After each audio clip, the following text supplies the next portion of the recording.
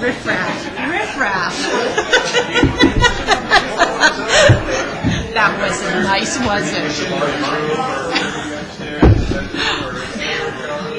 The stress.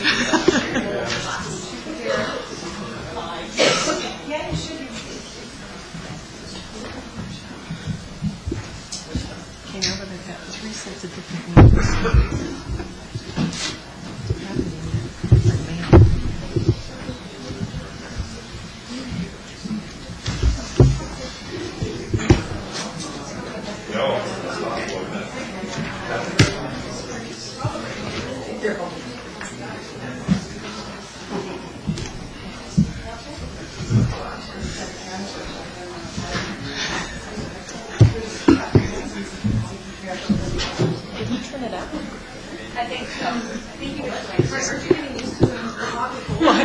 And it was, oh, this is nice. And then Alan decided to turn it down 2 degrees now.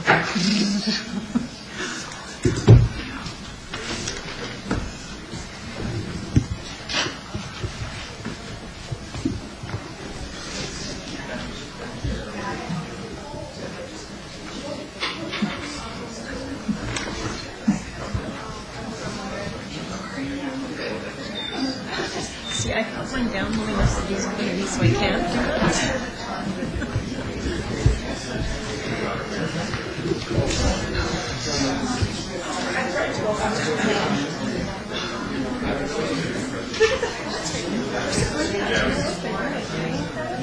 I'm bringing a blanket. Big blankie. What's the other part? Oh, there it is.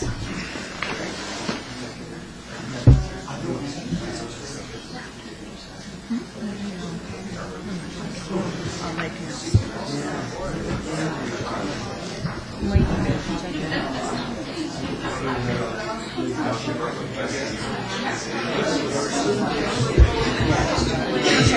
Neither do I. Maybe I missed it. Maybe I did too. Now I'll have to go back to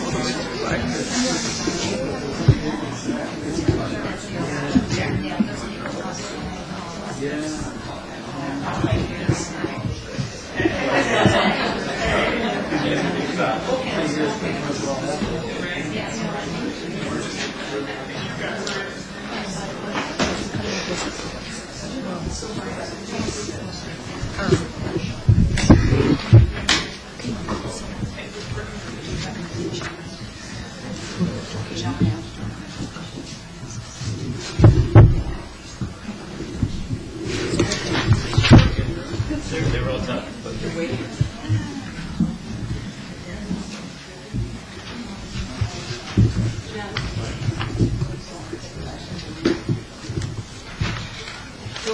You mean I can't tell any dirty jokes? No, dirty. Oh, he took all the fun out of it. That's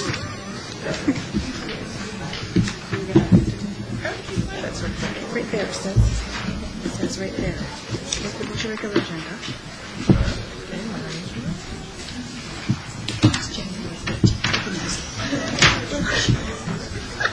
That would help.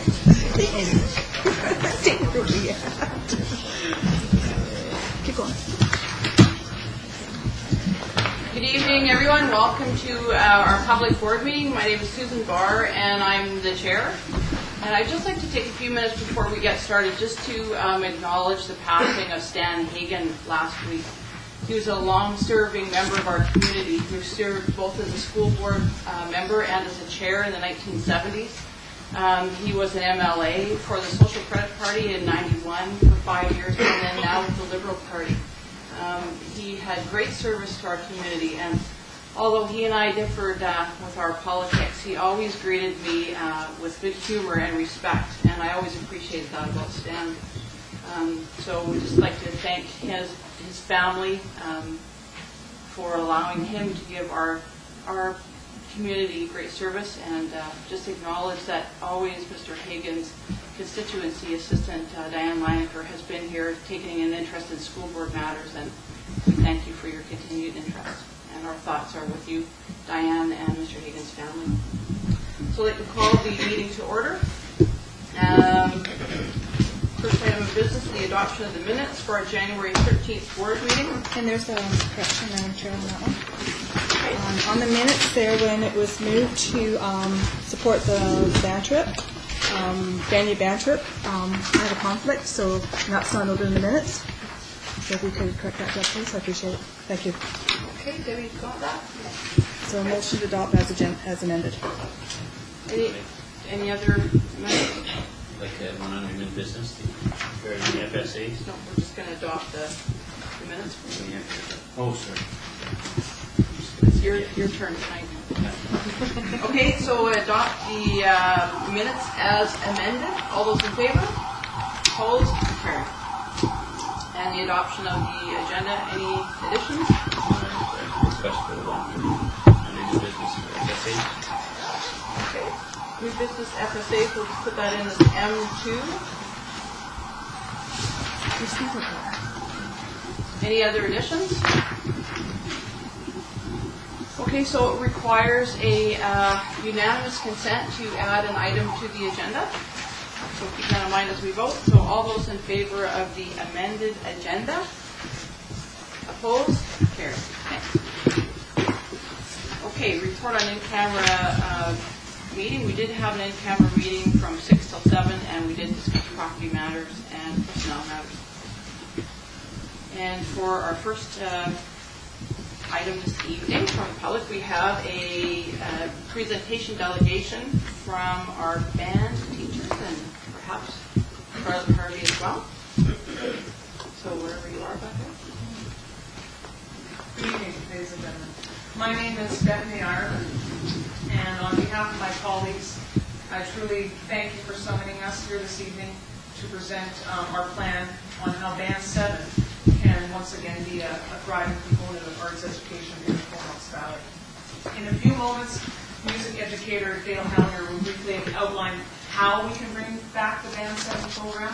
I'd like to touch on why. Why should we have Band 7 in School District 71?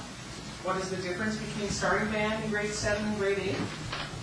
So we as professional music educators cannot help but feel, cannot help but know that our students are at a major disadvantage due to the reconfiguration. Most districts' band programs begin in grade 6, some even grade 5. If we continue to hold our students back, waiting to start band until grade 8, they will be 3 years behind their counterparts.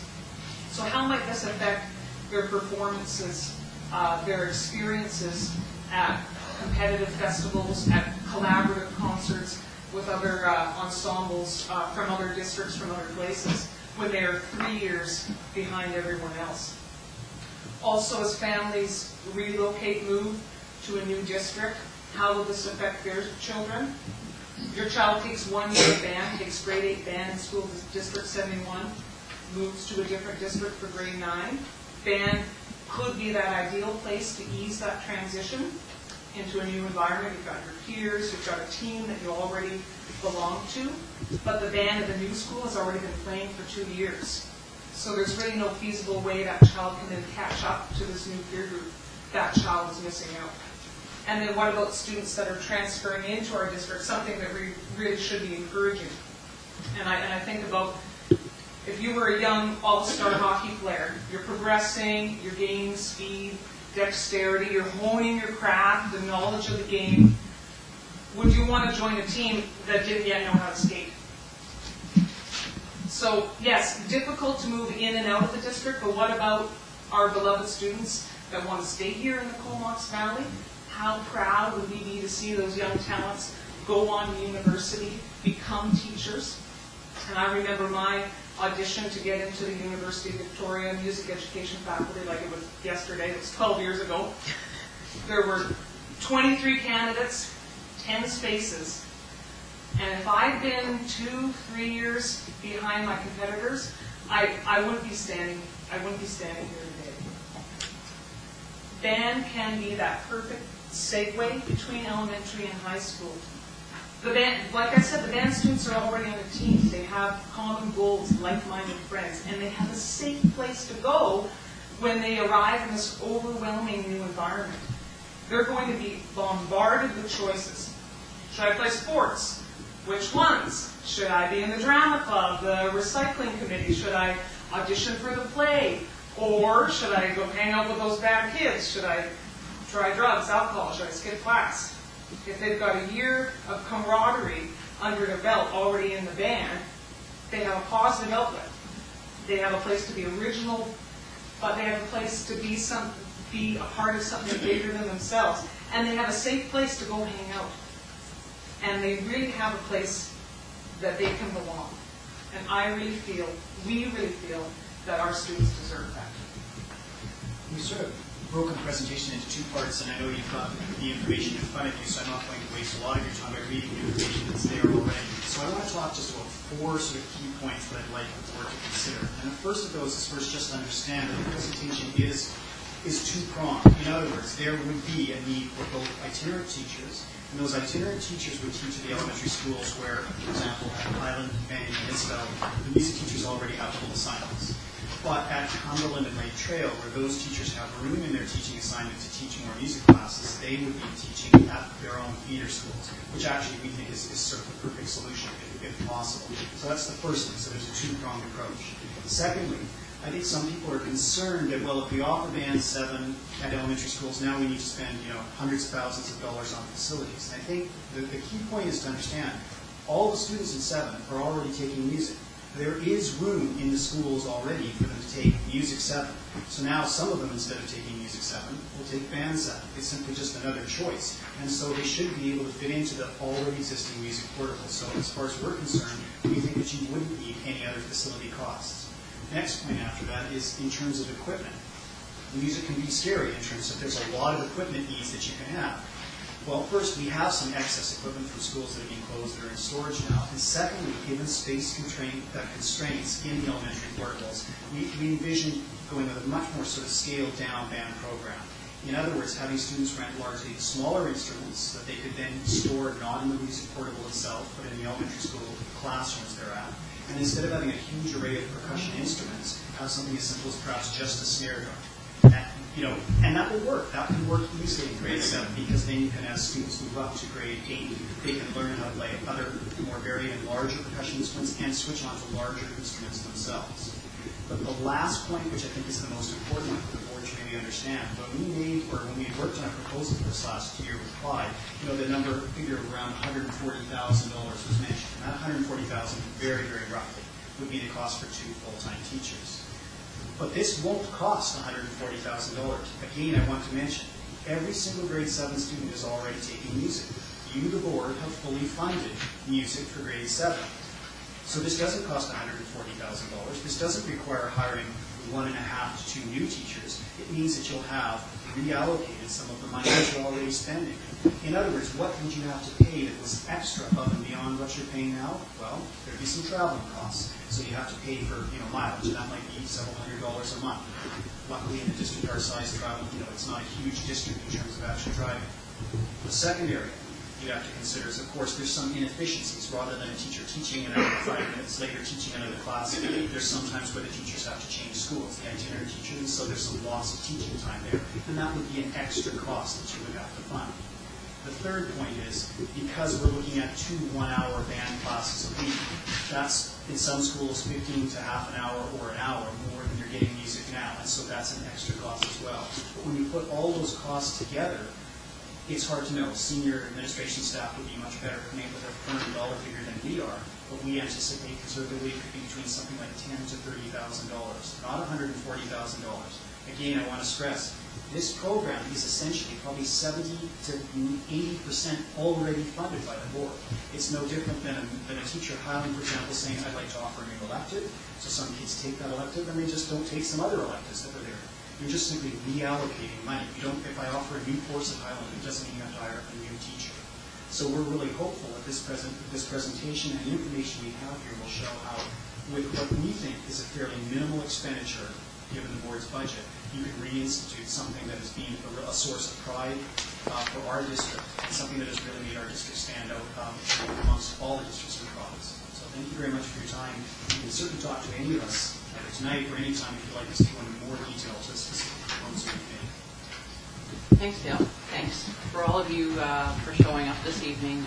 We do value our music programs in the district, and it's very good that we can hear how we might consider implementing Band 7. For the trustees, I don't know if you're aware of our policy with regards to delegations and presentations, that when we have a delegation or presentation, we don't put an item of board business on the agenda and vote on it. We receive the information, but you also have an opportunity now to ask for further clarification or questions of the teachers that are here. So if anyone has any, yeah, Green, go ahead. I actually have a couple questions. And I don't know if you can answer some of them. Actually, I really liked your presentation. It was really easy to follow. That's always good. No spreadsheet. What's wrong with spreadsheets? First of all, do you have any idea how many students actually go on to music in university if they don't also study music outside of school? I.e. those that, like take piano lessons or cello or whatever outside of school time? Is there a lot of them who would go on to university? So you're asking for the numbers that go on, that will all that only take band through school, that only take band. Only take band and don't take everything else. Exactly. That's right. I could tell you, I could give you an idea of numbers that go on that are in the music program, but some of the students who aren't in the music program, of course, I wouldn't even necessarily know how they're involved in music. Right. And I noticed in here when you were talking about instruments that you would play, obviously you wouldn't have tubas in these big rooms and stuff, and that the children would have the option in grade 8 to change over. Are children, do you find that they're willing to do that, to change an instrument after they've had a year? Yeah? Okay, see, I'm not musical. To give you an idea, a common is the baritone sax. Most parents can't afford to rent a baritone sax, and that's why the district purchases baritone sax, and they're rented at a low cost. But if you play any sax, you can play the baritone sax. It's just a bigger house. Right. If you can play a brass instrument, you can switch to two. We have a student who just done that for us this year, grade 9, and that's fairly common. Also, there's issues with some of those larger instruments just in size for young students. Someone who's a grade 7 student trying to play the tuba isn't always very happy because it's as big as the student. Right. Currently, grade 7 music, how many classes a week do they get in grade 7 music? Most schools, it varies between some. Most schools have either 2 half hours or 2 45 minutes. Okay, and what are you looking at here when you've got like 2 1 hour classes. 2 1 hours? So then the children are going to have to take that time from someplace else, right? From some other learning. And as they don't actually take electives, I'm just wondering what class is going to lose out because of it, I guess is my question. And that's a part of the proposal that may not be able to go through. But we really wanted to stress if you're trying to do band in 2, say, 30-minute classes, we're just saying by the time you set up, especially because the notice we proposed, we said you need some folding stands and some chairs. By the time you get there, set up the room, warm up, play, and put it all away game. There's just not much point. Right, so that would be something we'd have to look at then. And my final question, I think, equipment storage, you said some of it could be stored in their classrooms. Well, some of the schools that we're talking about, storage is already an issue. So would you have... I see what you're saying, and I'm not trying to say, it's not like the instruments won't take up any space at all, but the majority of the instruments are going to be relatively small, and they would only need to bring them to school on the days when they have band. Yes, it's going to take some space, but we're not anticipating the students would bring instruments and just leave them in the classroom for weeks at a time. And certainly there's no space for it all in the music program. And that's why we talk about things like folding stands as well, because the regular music teacher there has to have as much of their room as they can for the rest of the students in the school. Perfect. You answered my questions beautifully. Thank you. Thank you, Janice. I have a couple of questions. First of all, I'd like to thank you all for coming tonight. And anybody who knows me in the district has known I was a band parent for 15 years, and I support the music program. And my children have graduated. I'm still cutting out band vests. Anyway, so I have a couple of questions regarding the participation level this year. You mentioned here the participation level, the grade level is lower this year compared to the past. What percentage are you finding, or how many kids are leaving? They're just not sticking with the program. Is there quite a difference compared to the years past in that participation level? Because of the transition, it's really The transition makes it difficult, but a lot of what we were talking about with participation is, for example, I don't have a junior jazz band anymore. There's no grade 8 jazz band. There's no grade 8 performance band. A lot of the participation has dropped off at that level, and they told me it's basically because they're so busy coping with everything else and finding their friend groups and things like that, that they haven't found that place to be able to somewhat be strong enough to participate in those groups. That did exist when that was taught in grade 7, 8, 9 in a middle school scenario. And so for me, it's quite sad because we've lost that building block for which we used to do a more senior program. And I have talked with my grade 8, and it's just, they're quite overwhelmed by the whole thing. And my grade 9s, they are now a little bit more participating, but it's just that it's hard for them. So a follow-up to that question would be, do you get a sense then that the retention rate, as a result of that, you'll have less students carrying on for grade 9 as a result of that? Is that a quite possibility? So that, in fact, numbers drive programs. So we're looking at the possibility of not having a fulfilling program. And as one parent who's gone to many festivals, including Dance Walk, and that, you know, I know what you mean about the performance level of the students. When you see them starting in grade 6 and 7, you start, there's that performance level is there, and it's that concern there. So do you see that as part of that transition of possibly losing the program if we don't keep those kids that rate? I think what's significant there, Janice, is there would be a really easy way to find out, and that's to do nothing and to see what happens to the numbers. But that's a scary way of finding out. You know, when we talked to Charlotte, has done some work talking to different schools in Vancouver, and there's an alarming correlation between secondary schools with weak music programs that don't have elementary theater schools, and a reverse correlation, strong music schools that have that. It's hard to say literally because we can't be sure, right? Because of course this year we have 8s, this school starting in 7. We would know next year. But starting in grade 8, and I have some research information back in my office that I can share with trustees if they're interested too, was showing that from a point of 14 on, the percentage of students who go on and say that, you know, that they would like to take up a music instrument drops dramatically. And you can sort of see why. There was a time we started with the beginning band program in grade 10. They advanced very quickly because, of course, they're intellectually, you know, much older.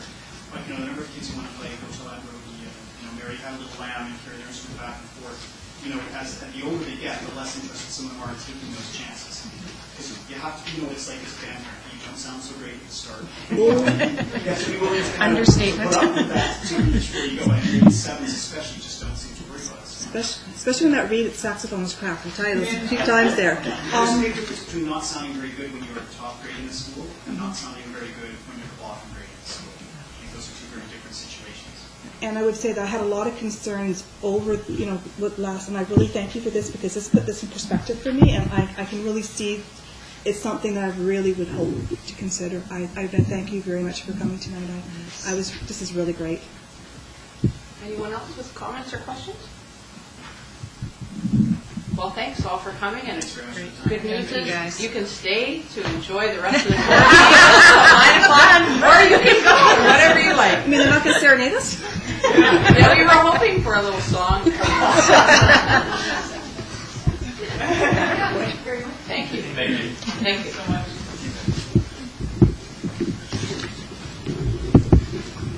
Okay, so next item of business, old business district logo. Janice, you had served notice of motion at our last meeting that you wanted to bring forward a motion to reconsider this. Is there a motion to reconsider? Do we have a seconder? Okay, so just for some clarity, what we're going to discuss first is the motion to reconsider, and what we're talking about is whether we want to reconsider the logo motion not the merits of whether we should have a logo committee or not, just merely whether we want to talk about that motion again. Okay? Is that clear as a bell or mud? So Janice, do you want to start? The previous board passed a motion that we created a committee to develop a new district logo. And this is no disrespect to anybody, but I'm looking at the time frame, the cost of the money, and the commitment. And I'm just thinking the timing right now is not right. So I would like to make a motion to reconsider that motion in the context of cost, the timing, and the feasibility of it at the present time. So the question, though, is do we want to talk about those sorts of issues or not? You're going to be okay tonight, aren't you? So, I did move you. So, do you want to reconsider this motion or not? Any further discussion on that? Mr. Hibb? We had a second. Danny seconded. Okay. All those in favor of reconsidering the original motion, raise your hands. Opposed? Carried. Okay, so the board procedural bylaws say that since we wish to reconsider this motion, the motion can be reconsidered forthwith. So do you want to put the motion on the table for reconsideration now? Or, sorry, do you want to consider the motion now? Yes. So do you want to make the motion? I make a motion that the board support the initiative to establish a district committee in order to develop a new district logo. Do you have a seconder? And I can't speak. So do you see what's happened here? So this is the original motion that was carried last year. So we have to put that exact motion back on the table. Janice can't speak against it, really, because she's just made a motion that we establish this committee. So does anyone want to speak for or against establishing this committee? Shireen and then Lori? I will speak against establishing this committee at this time. I think we probably have more pressing things that we need to attend to and need to spend our money on. So at this time, I don't think the district logo is very high on the need to be done. Okay. Thank you, Lori. I'm going to speak against it as well. There was no budget that ever came forth with it, and I think we do have other pressing issues that require our immediate attention. Okay, any other speakers? Okay, so if you're voting in favor of this motion, that means that we will establish a district committee to develop a new school logo. So all those in favor of doing so, raise your hand. All those opposed? And that is defeated. Thank you. Second item of business, we were talking about the charter on greenhouse gases last meeting, and Chuck will give us a presentation with regards to what's happening in the district now. There's a lot happening in the district now. We're in the process of developing plans to respond to Bill 44. Report on an annual basis to the industry. We're going to be paying carbon offsets beginning next year. The first year of offsets are $10 a ton. Ministries provided districts with a tool. It's a macro-based spreadsheet. You enter your consumption data and it converts it into a report that we then submitted along with our balance of the other reports to the ministry on an annual basis.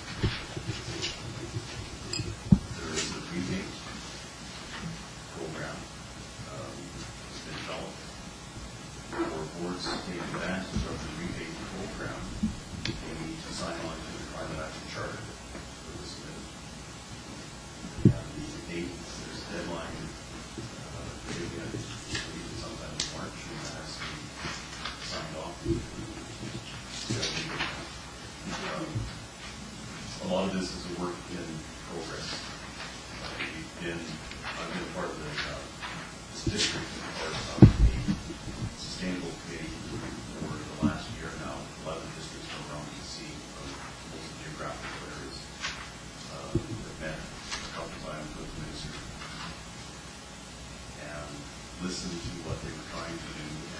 trying to develop ways of dealing with the requirements that they were setting up. Through those, sometimes debates, a different tack was taken to make it simpler. They held a number of different presentations, workshops around before they landed in the Victoria and communicate frequently email. And February 9th was a sustainability forum webinar. Our meeting site here is full. That there's 276 participants right now from around British Columbia and Yukon that are taking part in that webinar. And it's going to talk about the educational component of sustainability and the operational side of things. And the last session of that webinar will be dealing with reporting requirements that businesses need to adhere to. 2 weeks after that webinar, all of the presentations will be made available on the Minsky website for everybody to have a chance to. Briefly noted in your package, I tried to cover off the main points of the questions that you have, but it really goes much, much deeper than what I put up. So, because it's work in progress, you can expect more information on an ongoing basis until right up to the level we need to be with our requirements. Could you maybe say a little something about the position that BC Hydro is funding and is posted? That's related, I guess, to this. It's related. It's separate, but it is related in a sense. Because we've been working for quite some time on energy conservation, we've entered. We have a number of energy management meetings which are formally written here, and we've covered off quite a list of things that the district has done. What is short on those items were compared with 5,700 districts, not only in British Columbia but elsewhere. And there's no right or wrong answer. That highlights some areas where we excel and other areas where we need to focus more energy on. Because our consumption of electricity on an annual basis exceeds a certain amount, we qualify for an energy manager. They fund that position. That energy manager would then look at the criteria that was developed to the energy management needs that we have. So the focus will be on further reduction of energy, and not just electricity, all forms of energy in the district. The position will have is 2 periods over the course of the year. We often invite BC Hydro to make sure that it's on track.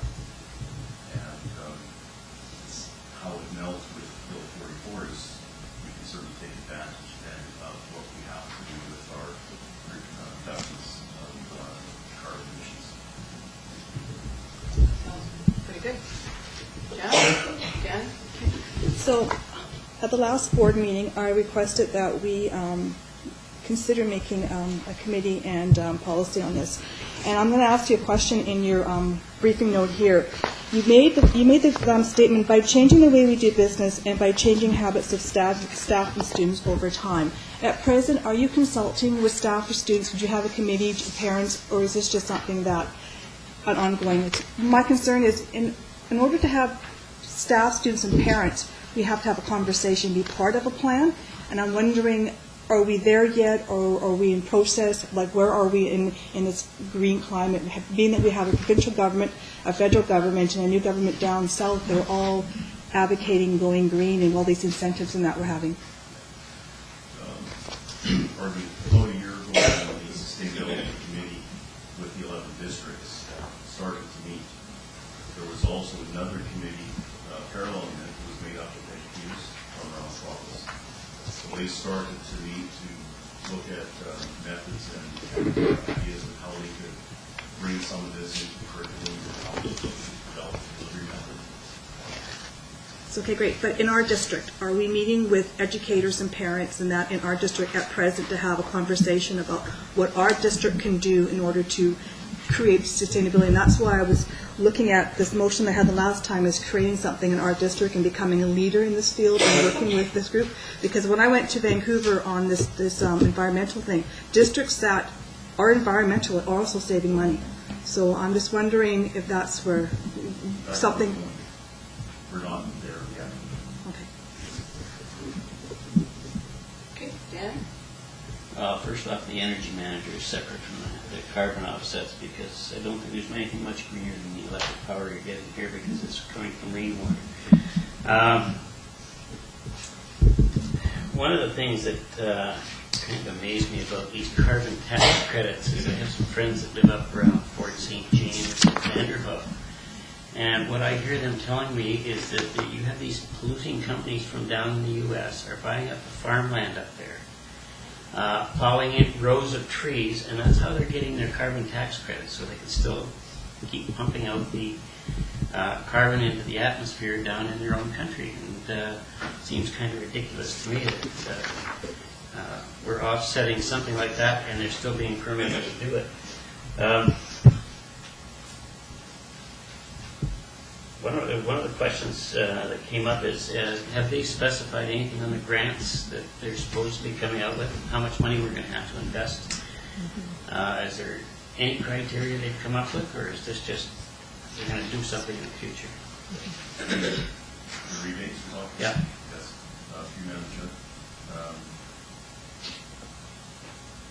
Beginning in 2010, the per ton charge offset the district will have to apply is $10 a ton.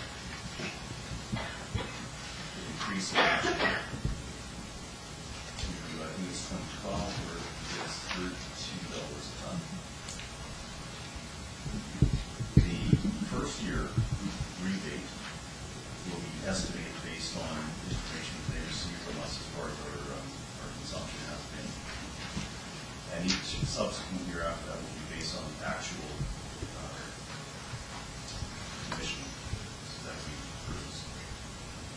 So They're that's telling us that they will reimburse us with the true dollar value of the bid. kind of losing it here. So 'cause it sounds to me like they're going to charge us an assessment based on the tonnage that we produce. And we're going to invest money to reduce the tonnage. And is there an actual rebate, or is it just the fact that we're not going to have to pay that additional amount of money as taxation? What we spend on projects to reduce our emissions will come from funding such as the annual facility grant. There is a second agreement in place between BC Hydro and the provincial government, where funding is made available for projects that qualify to reduce consumptions, and their main focus initially is on electrical reduction. There's a series of criteria that each district needs to satisfy to qualify, and they take do a training intake per year for those they accept so many projects each intake. So there's some monies available there as well. There are funds available through NRCan federally for upgrades that reduce your consumption. And the main focus on those right now is the heating side of things. The rebates are strictly focused on what we pay as carbon offset per ton. So there's two different things there. But I don't think where I'm coming from is if we're spending $100,000 on upgrades, how much of that can we expect to get back? It depends on how much the tonnage is that we reduce. Right. Yes and no. We'd also get some money back if we qualify for some of their grants to help with that project. If you qualify. So do you have a sense at all that we're going to be carbon neutral in 2010? Or do you have a sense of how much were the offsets we're going to have to buy? We will, no district will be the true carbon neutral in 2010. achieve that by purchasing carbon offsets. Any sense whether the ministry is going to increase our funding that we receive to pay for those carbon offsets, or are we going to That's have where to those rebates come. fully, those rebates will come from there? The rebates come back to us based on what we purchase. If we buy $50,000 worth of carbon offsets, then they told us the rebates will be $50,000. They didn't use actual figures. They said what we pay, they will rebate. They decided to back control. No pressure though. Yeah. So we're paying to buy a grant. Anyone else have any questions at all? I'm just wondering about Janice's question about a committee, if that might be Well, something I have to a consider motion. in the Well, I've got the motion on there. I'd like to go back to the motion that we postponed till the next meeting. Was this board consider developing a committee to deal with environmental sensibility, sustainability, whatever name we want to phrase it, and possibly creating a policy to be developed? I think it's prudent. I think it's imperative that we become proactive. I mean, the government is telling us we have to be green, carbon neutral, and we have to have a plan. I think we need to involve teachers, principals, parents, students, and the community in order to achieve that. Other school districts have, and they've actually saved money, and I think it's imperative our district also become a leader and also do something along that line. Just a question over here to Jordan or Len. What do we have, or Chuck, any policies that we have in existence with regards to environmental issues? You have an energy agreement you signed with BC Hydro that hangs in the front hallway. But not a policy. Only Madam Chair, the only one would be the vehicle idling one. Only the policies that are currently in front of, going to be in front of the policy advisory committee would be the vehicle idling. Madam Chair, not only the vehicle anti-idling policy draft, but also the energy management draft policy as well. An energy management draft policy? Yeah. To recognize the board's support of energy conservation. That's one of the requirements of BC Hydro as an energy manager. So there's some information for you, Janice. Do you want to make any sort of motion? I would. Okay. Okay, so I'll do it as one motion, that this district create a committee, an environmental committee, and in conjunction with developing a policy. Seconders? Second. Two separate motions. Okay, so Okay. friendly Do you amendment, want to split those? a friendly amendment. So the first one would be, Okay, we could split those. Sure. okay, develop a committee. Develop a committee is one, and then develop a policy is two. Okay, so you want to talk to the committee? I think I already have. Okay, any other comments with respect to this? Fran? I would think, just in terms of order of dealing with them, that it might make sense to deal with the policy aspect first, and then from there, see what makes sense in terms of what flows regarding the type of committee that we would want. So are you talking about develop a policy and have committee develop them? Possibly, but first have the policy and then can analyze that policy. Okay, Jordan? Just a question to you, Madam Chair, to Chuck, if I may. Chuck, my notes around the, and it may be a different policy, is that the energy conservation policy that you have a draft, we were going to bring it to the board for direction. But I'm not sure if that's the policy. I think it's different. You're intending, that's Yeah. all. Any other speakers? Well, I'll say something. I think there is a need to have a committee so that it's collaborative in the district and we can get lots of people involved with this initiative. I'm just not sure that right now is the time for it. It sounds like there's lots of things in progress and sort of emerging. And I'm just wondering about having this down the road. You've got no set date for it, so we do the committee, and someday down the road we can form it together. We'll have to. My question would be, is it a district committee that you're wanting, or is it a board committee, an ad hoc committee of the board? I believe it's a committee that would have the board, management, principals, teachers, QP. You'd have it would be a committee, not just the board committee. So I'll go with, I believe that we need to have a committee. Whether we have it now or we have it down the line, I'll go with the majority of trustees. But the reality is that we should be proactive rather than reactive. This is an issue. I think it's an issue that people are talking about, and I firmly believe that we should do it. But I'm willing to go with what the rest of you guys want. Comment? So, Jordan?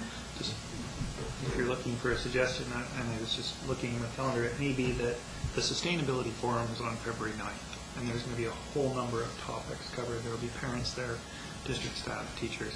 It could be that on of the 9th, I was looking for Trustee Caton at the next meeting of the Policy Advisory Committee. Is it after the 9th?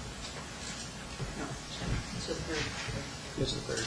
So you could have, Director Morris could report back to the board after that Sustainability Forum with suggestions around here's what a committee may look like in line with what you have, and then steps from there. But I just imagine you're going to get a ton of information in the full day forum on the 9th, and then that, if you have that framework, you could bring it back to the board. Danny? One other comment is, I think for about the last 18 years, the staff here in the district have been working on energy conservation throughout the district, and I think Blair gave us a report a number of years ago on how many hundreds of thousands of dollars that they have saved in the district by what particular undertaking to this point. It's not like it's something that hasn't been going on. It's been going on for at least 18 years under PowerSmart. So in light of this conversation, I will withdraw my motion regarding the committee, but I will stay with my motion on the policy. And then we'll wait till after the feedback, and I can bring it back at a later date. Okay, everybody all right with that? Okay. So then, Motion to refer to the policy committee to develop a policy with regards to climate change and energy conservation and all that fun stuff. Seconder? Okay, so a motion to refer to the policy committee an item to develop a policy with respect to climate change and energy conservation. Okay, any discussion on that? Okay, all those in favor? Opposed? Carried. Thank you. Next item of business is Cumberland Elementary space options. Mr. Douglas, Mr. Briefing note, do you want to speak to it at all? Or? Madam Chair, I'd be happy to answer any questions. I could just go through, quick run through and not go over all the points, but to highlight things, I'd like to start by saying that we were on a compressed timeline. We were end of February to support these, so we came up with 4 possible solutions. When I tried to outline the briefing note, the issues and the implications of each of these. Clearly, status quo, we actually have children in classrooms, and everybody has a classroom right now. And we solved the situation that we had been asked to look at, which was the use of the change rooms. We're no longer using those.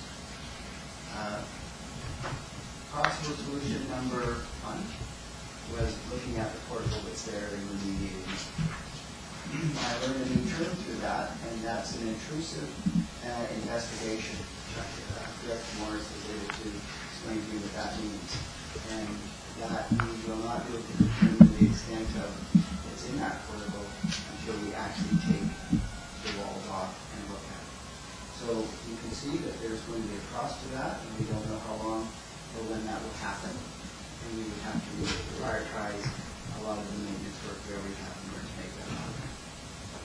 Solution 2, went over in the meeting with Mr. Mon again, and at the same time, and clearly Cumberland Junior has room for us to move a grade 7 class over, and they would say that could happen. They wanted us to know that there are some real concerns that they have about these. And so I got to run what those concerns are. And there are a number of them that we need to consider. One of the major ones is the open campus concept, and who will supervise these children during this open campus concept. So the grade 7s would be with the rest of the students at Cumberland Junior, and they do go downtown at lunchtime. And with this, and what will happen with the 7s then. We also, as I mentioned in the briefing note, we actually have a 6-7 combination class. And we're wondering what the parents of the 6-7s, the 7s in that 6-7 class will have to say about some of the 7s going and some not going. And when we know that the capacity of Cumberland Junior clearly can accommodate more students, but they haven't scheduled their timetable for that to happen. So do they actually have 4 extra classrooms sitting there all day that we could put classes in there? They don't actually have that as we do in elementary school. The classrooms are used throughout the day, so it would mean the class there'd be some rescheduling that would have to happen to school to be able to free up a room for the day. I included also, what about the grade 7s at Royston? That's a zone.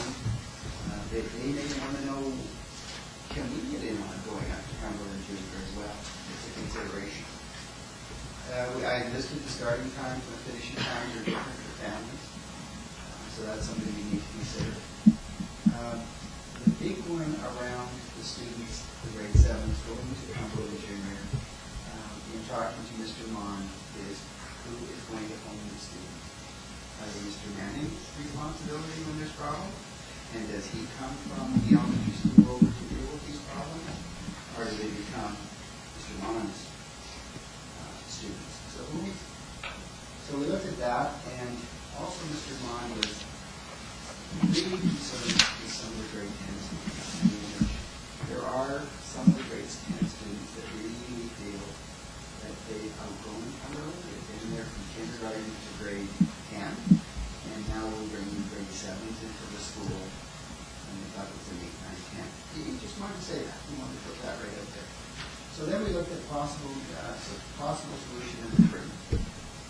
And this is a solution that I would like to add that the staff, since I gave you this briefing note, the staff met on Monday after school, and they went through looking at space as a staff.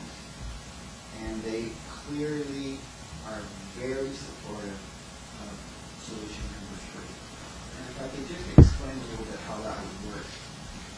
If we were to take the 6-7 class and the 7 class and take them over to Cumberland Junior for periods of the day, where they might go for a computer, they might go for a gym, and they might even use the ground. And then what we could do is we could back that up. So if the 2 classes go over, one's in computer, one's in gym, we flip that, so they're actually over there for an hour or 2. And then back at the school, we use their classrooms for some of these other space issues that we have. And the schools both feel they could clearly timetable that to make it really quite workable. The elementary school would retain ownership of these grade 7 students, and we would just be using some space in the school classes. So what and if I could just read it to you, moving the grade 6-7 to Cumberland Junior this year was not seen favorably by staff. The interruption to students, staff, and the school as a whole during the moving process was seen as detrimental. There were scheduling problems, discipline problems, supervision. These were all listed as negative factors. And the school sat down and looked at it as a whole. The most favorable option for the current year would actually have no cost implications to our school district. Staff thought that the grade 7s and 6-7 classes, it's always hard to compete Tuesday night as our practice. I'll do my best to project. We put our best orator against firing across the street. So. And the grade 6-7 class used Cumberland Junior's gym and computer lab, and they were scheduled back to back. 2 classrooms would be freed up of usable space for almost 2 hours at a time. If we were able to schedule this at least 2 days a week, this would give working space for groups during this time. Our music portable also has some availability, and this could be used to obtain additional working space for 3 of the possible 5 properties. So, in summary, what I wanted to say is that we've started to look at the possibilities. We actually think we could have a workable solution. We'd like some direction from the board. One of the questions I left you with on the back was, one of the preference would be about communicating with the Cumberland community, because this is the school community that we're communicating with, certainly not the parent community. Well, thanks very much for this. This gives us a number of options, positive options. I think it's really great that you involve the principals of the 2 schools. They know how their schools run, and I think their input there was really important. Just looking for feedback, Janice? Okay, just a comment on possible solution 1. Portable? No way. I will not support anything we're using another portable. The other one, possible solution number 3, are you talking about if that option is something to use immediately, long-term, like if we're to do that solution number 3, where we take some of the 6 and 7s and do the gym and the PE, are we talking what time frame, like next month, March, next year, like what time frame are we looking at? Well, possible solution number 3 would be we could get going with that fairly quickly. I believe the 2 principals, we can sit down with the 3 of us and rough out a timetable that would make it work very quickly. And I didn't involve Superintendent Elwood. Only the 4 of us would go up and we work this out so that we can get going on this very quickly. To give you a time frame, I would say, a week. As you know, the fiscal coverage years is going to but as soon as he got back, we could put it in place very quickly. Lori? I guess I'm kind of looking at it from 2 aspects here. This is supposed to be a short-term solution, right? We have space issues that are at Cumberland now. If we're taking the kids out, I'm not supportive of solution 3. I think it's going to be too disruptive. You're going to have kids going back and forth all day long. And I don't think that really answers the issue that's going on in Cumberland now. You still have those kids owning that space per se. And I don't think, having them out for an hour is really going to help the situation that they are in presently. There's implications to all of them, right? I was looking at solution 2. Can Cumberland L contain them as ownership when it comes to disciplinary? Can we not keep them, I guess, how I'm looking at it is, okay, Cumberland L starts at 8:45, Cumberland Junior starts at 8:35. Can they not stay on the same bell system and everything as if they were part of Cumberland L? They're not allowed to use the open campus. It'll be a closed campus.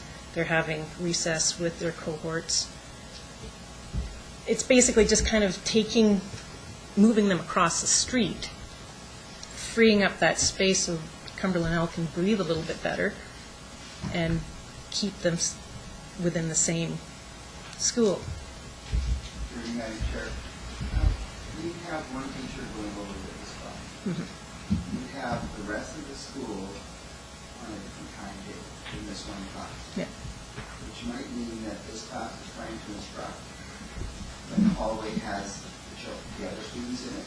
And these are grade 8, 9, and 10. So that could be quite disruptive.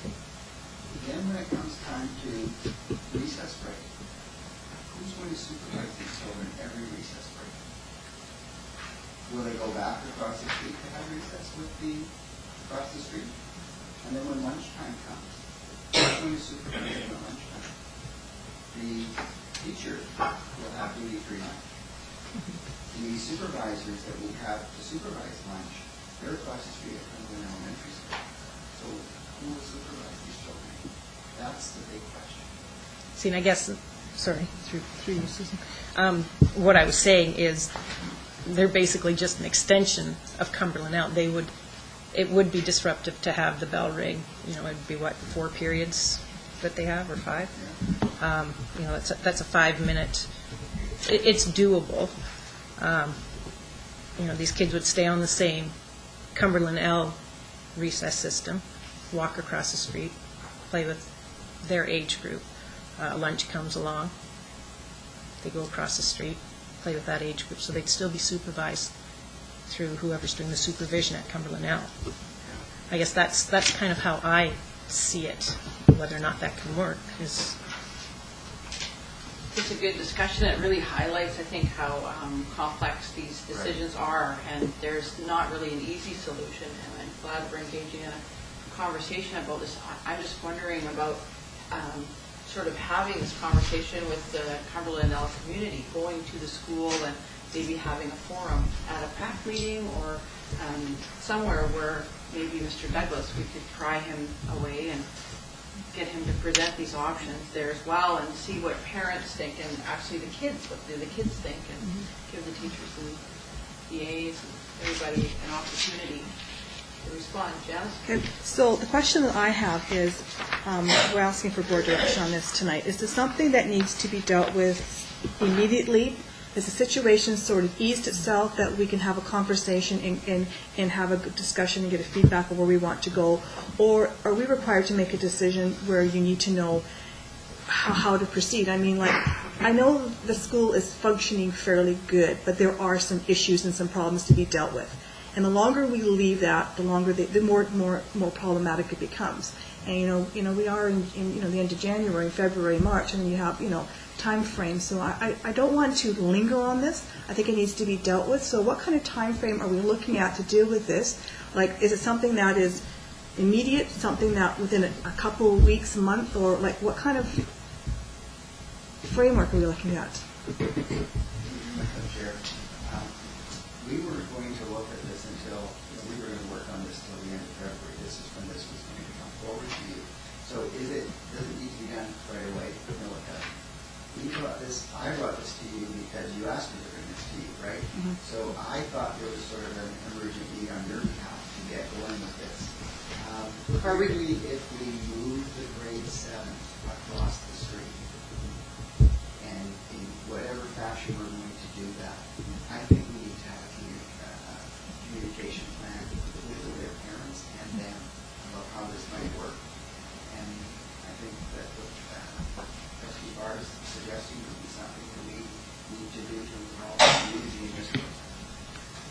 Just to clarify, the reason we moved it up to now was we wanted to make sure that no options were precluded because of staffing that needs to occur. So thanks very much for hustling on this one, Sherry. Through you, Madam Chair, just maybe looking at it from a different side, it does really depend on what the board's intent is to land. So this is an option that was intended for the short term, and it was an option that was developed after we had become aware of the problem, addressed that, but it brought forward some concerns around the use of space. It's really important, I think, to remember that it was about the use of space for adults, not for students themselves. In fact, we had students in classrooms that come in and out. It was about the ability for adults to work in small groups and all of that.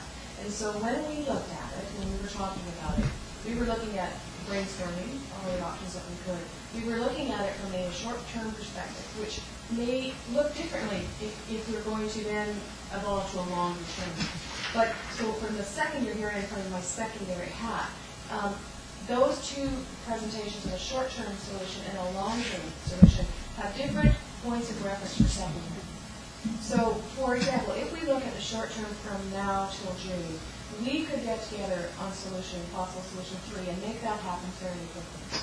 We can make it happen because we have the ability to integrate in a very positive way a group of grade 7s through no fault of their own, were quite contented in their classroom. But now we were going to move them across the street. But we were going to move them across the street. Part of that solution, the advantage we saw, was it was an asset for those kids to go across the street, because they were going to get access to fine computer labs. They were going to go into the big gym.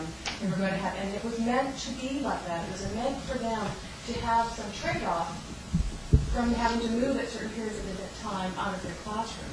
If it's going to be a longer-term piece about actually moving them on campus, we also need to include the Cumberland junior staff and the Cumberland junior parent community in that conversation. So, and because there is a bit of a difference. And even in the short term, if we're going to land the grade 7 and perhaps the additional grade 7s over there from now till June, it would be my perspective that we would need to include the Cumberland Junior community in that conversation, not just Cumberland Elk. But if they were going over as part of using the facility and building community, we do it all the time, that would be a different thing. So it really is about where you want to land today. Each start today and land in June, and whether or not that precludes you to do something differently for the long term. Well, yeah, I have, as you know, Alan, just recently been out to Cumberland. Alan talked to the staff there, and with all due respect, Sherry, it's not just about where the teachers are, it's also about where they have to pull out students. There are still students being pulled out onto the stairs outside of the gym with an EA. So it is a live problem there, this problem of space, and it's something that needs to be addressed clearly for the short term, because the impression I got from the staff at that meeting was if we could do something today, they'd like that a lot. Also, we do need to consider September. It needs to be looked at. This is a problem that's not just magically going to go away. Cumberland has some serious issues. Their classrooms, and I invite you all to come out and see, their classrooms are smaller than most. And they're finding space wherever they can. In some of these rooms, I'm sure parents in the district walked into, they'd be absolutely horrified to think that this is a usable space for children to go in and try to learn. We're talking cinder blocks and cold, and you've been in those rooms, they're cold, and there's cobwebs, and it goes on and on and on, and it's through no fault of anybody other than there is a distinct lack of space here. I agree with Lori that, it's not necessarily out of the question for solution number 2. If you look at Lazo, for example, Lazo is running with another school district who runs a bell system, and Lazo is not running a bell system. And the classes change at different times, and yes, there is some disruption there, but they've adapted because they have to. And so it's, you've got to look at the greater good as well, and I understand your concern about students knowing that it's happening at Lazo right now, and we feel that's acceptable. So my question is, why wouldn't it be acceptable for the other, right? However, having said that, I too would like to talk to the principals and the staff from both schools and the parents to see which option appeals to them the most, because, you look at solution 3 and it does look like a good short-term solution for these kids, because there really is. I can't stress it enough. There's really serious problems over there that need to be addressed eventually long-term. But if we could, alleviate some of that stress in the short term, I know they'd be very appreciative of it. And a question about the portable out there. I've been told that the portable has been there since September 2007, and that they've been working on that portable as late as December. That gutters were put on the portable in December, and I don't understand. I guess maybe this is a little off topic, but it did come up for me. Why are we working on a portable that is not usable, that they have no access to? And that's a question that was posed to me by the staff. So, Is that rhetorical, or do you want an answer?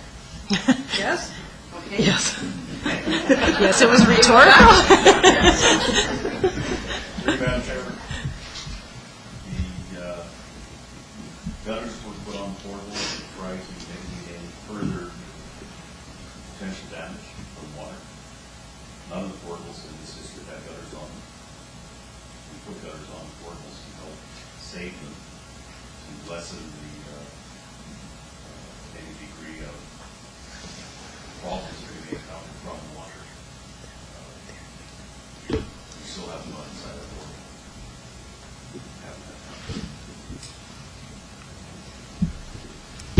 Okay, so what I don't think I'm hearing anyone say, let's just leave it the way it is. I think I'm hearing consensus probably that we should do something. I'm hoping that there's consensus also that we should, before we act, go and ask the communities there. Does anyone disagree with that? Okay, so perhaps maybe we're looking for a motion here to direct staff to arrange for us to have a consultation meeting with both of those school communities in the very near future to see what they think about these options. So moved. Second. Second. Any discussion? Just so that the school community includes staff, principals, and the families, children as well. When is their PAC meeting up there? It there any is the next- second Monday of the month, which I believe is the 9th of September, right? Where's that at, Cumberland? Oh, It's at Cumberland Alley, yeah. Okay. That's the next one.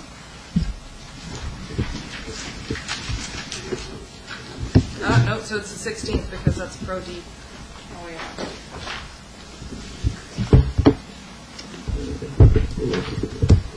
So perhaps we could just, if that's an option, that would be great. Perhaps leave it to staff to talk to maybe the principals there or something to figure out a few dates that might work and get back to us. Any problems that you could foresee over there with that? Okay. Any further discussion on this? Okay, all those in favor? Opposed? Carried. Thank you. School capacity and space issues, please note Mr. Douglas and Liz Albert. I'll start first. The first on the list. How about it? So that was the Madam Chair. We were tasked with looking at capacity in each of the schools, and that was an interesting exercise because, of course, we discussed capacity. We had the ministry's capacity. We discussed that with the elementary schools, and some of them have some interesting variables that we included to readjust some of the capacity. So you can certainly see that some have been readjusted. I've given you rationale, as has Sherry Elwood about that as well. Then what we did is we took the current enrollment that they have and the projected enrollment, and we just went through it to show you where there would be space issues for next year. Do you have any questions about it? I'm happy to answer them. Jeff? Okay, I have a question, and this goes back to the conversation we had regarding Cumberland Elementary. You have the capacity is 315, current is 265, and yet we hear how overcrowded and how spaced it is. So I just like to know the relationship is, to me that doesn't make sense, is when you talk about the capacity, and we just had this conversation over how, in fact, the school is so overcrowded. So I'm really at loss as to these numbers and how legitimate they are. That just brings that whole legitimacy in question for me, so explain. Alan? Through you, Madam Chair, the ministry has capacity, and I'm just learning this, so I might get it wrong, and if I do, I know one of my colleagues will jump right in and say, you have it wrong. But capacity is built based on 25 students per classroom. And kindergarten is based on being able to have a morning kindergarten and an afternoon kindergarten, so that classroom can hold 40 students. That's how capacity is determined. In the case of Cumberland Elementary, the ministry capacity is 315. We've adjusted it to 295 because we're using one of the classrooms for learning support. And the space that was in the school for learning support is very, very small. So we're using one of the regular classrooms for that. So we're down to 295. Now, the reason it's so tight and so crowded is because we don't have any primary classes that have 25 students in them. As a matter of fact, most of our primary classes at this school probably have 21, 22 students in them. Over a number of divisions, you can see how that, there's the spaces. In intermediate, it's the same situation. We don't have 30 students in any of our classes. We probably have 25, 26 students in. When you look at the number of divisions in the school, you can see why it's as tight as it is. Danny? Well, you're saying that we're downgrading the size of the school for Cumberland down to 315 to 295. Is that just us doing it, or is that going to be accepted by the ministry? Are we stating to them that this is the capacity of the school, or are they still going to go with the 315 that they feel should be in that school? Chuck, maybe you want to ask you. Through you, Madam Chair, this exercise, what I did is I worked with all of those youth administrators to come up with a true capacity that we both agreed upon for the school. Now, taking that further to would the ministry agree with that? I haven't done that. My understanding from, I did a little reading when I had nothing better to do about through the area standards document that the ministry issued last year, and I think there's two ways of calculating the capacities, nominal capacity and operating capacity, and we use the nominal method, which is 25 grade 1s in a class is okay. The operating capacity is different, and that takes into consideration legislated class sizes. Yeah. So there could be another revision to this to take that into consideration for the elementary schools. There's my 2 cents worth or 25 cents worth, Jordan. Sherry? Thank you, Madam Chair. The piece that refers to secondaries on the same grid, and just perhaps to continue on from Trustee White's, I did the same thing with secondary principals. I said, okay, so I know what the paper says. I need you to tell me what's really real. This is our one chance, at least present to the board, not even, because I really don't believe that there's an avenue for that to go to the ministry, to tell us to have a look at what the capacity says, and let's talk about whether or not that's practical and reasonable. And for all the reasons that we cited at the elementary around the class size legislation that says we can't have 25 kids in class at primary, and a document from the ministry that calculates capacity at 25 students, you're always going to be an odd. The other piece that is significant, often in capacity, making it beyond a paper exercise, is the design of the building. And we just heard a few minutes ago about how, particularly buildings that were built in certain decades of public ed, where the designs may create on paper a capacity of square footage and capacity that looks reasonable, but they don't function as full classrooms, or they don't function the way, or flow in a way, as Cumberland L has. You walk into Cumberland L and you realize that building doesn't flow well, and it may have on paper the capacity, but it doesn't work that way. So those are the kinds of dichotomies that you deal with when you're dealing with capacity. So for Alan and I, for this exercise, we want it to be realistic and practical. So we've adjusted up and down based on what building principals tell us over time has really truly been the capacity for their schools. And then they've identified where those space issues are within those capacities. Lori? There's a couple things that kind of red flag me here. I'm concerned that our boundaries for our high school are a little askewed.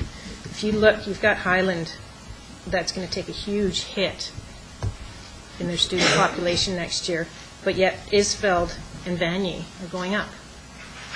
Is that not a concern to us? Have we done the boundaries right? Because that's kind of a red flag to me right there. So I can't. Vanier's enrollment will be relatively the same as this year. So we're at 1,200 at Vanier right now, and we predict that it will continue to sit there. And two things affect the population between Isfeld and Highland, and one is the presence of the French immersion program. Mm-hmm. So we need to be careful. So there is something to be said. When you change boundaries, you do shift capacities in enrollment in schools, but also the presence or the absence of district programs can change that as well.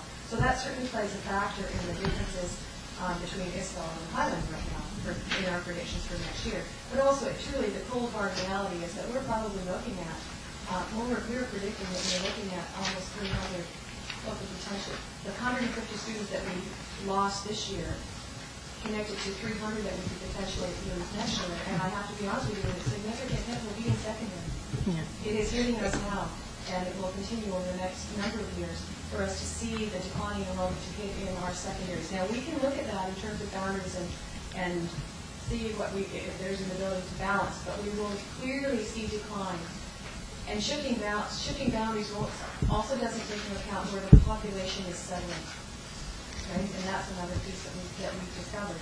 In that concentration that apparently before I came here used to exist between Highland and Isfeld, where now the population has shifted in the kinds of people who are buying those new homes. For the most part, the seniors are now having children and families. That will shift. That has actually had a fair amount of impact between what used to be a concentration of schools that would almost divide equally and go Highland to Isfeld. We're not seeing that anymore. So it's all of those things in play. Yeah, I was just kind of playing with numbers, and I was a little concerned because it seems like Highland keeps going on the decline, and we've got Isfeld that's stabilizing. And yes, I understand because of the French immersion. It concerns me because all of a sudden you're going to have a high school that is not going to be functioning at the way it should be. Which is probably a topic for our conversation a little later. That's another one, yeah. Another thing, Quinish is not a 600 capacity school. We have the LRC in there. So what are the true numbers?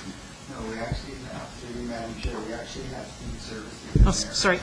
That's why Marty was looking at me, sorry. We're using 5 classrooms for support services, so you can take 127 students out.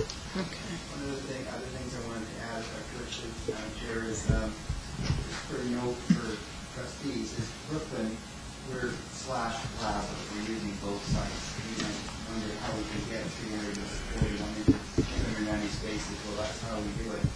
And I also want to note that there's a Strong Start Center there, so you could make note of that. Courtney Elementary, although it looks like it has tons of space, there's also a Strong Start Center at Courtney Elementary, and there's a Jump Start program at Courtney Elementary, and there's 2 challenge classes at Courtney Elementary. So it's not like they have 200 empty spaces there and they're swimming in rooms. We have district programs in that school that take up 4 classrooms. The other one is we have a Strong Start Center also at Quinish, and that takes up a classroom. And I know Mr. Woolman would be upset with me if I didn't explain about the co-publishment. And we spent a lot of time talking about the 525 because the ministry has that at 570.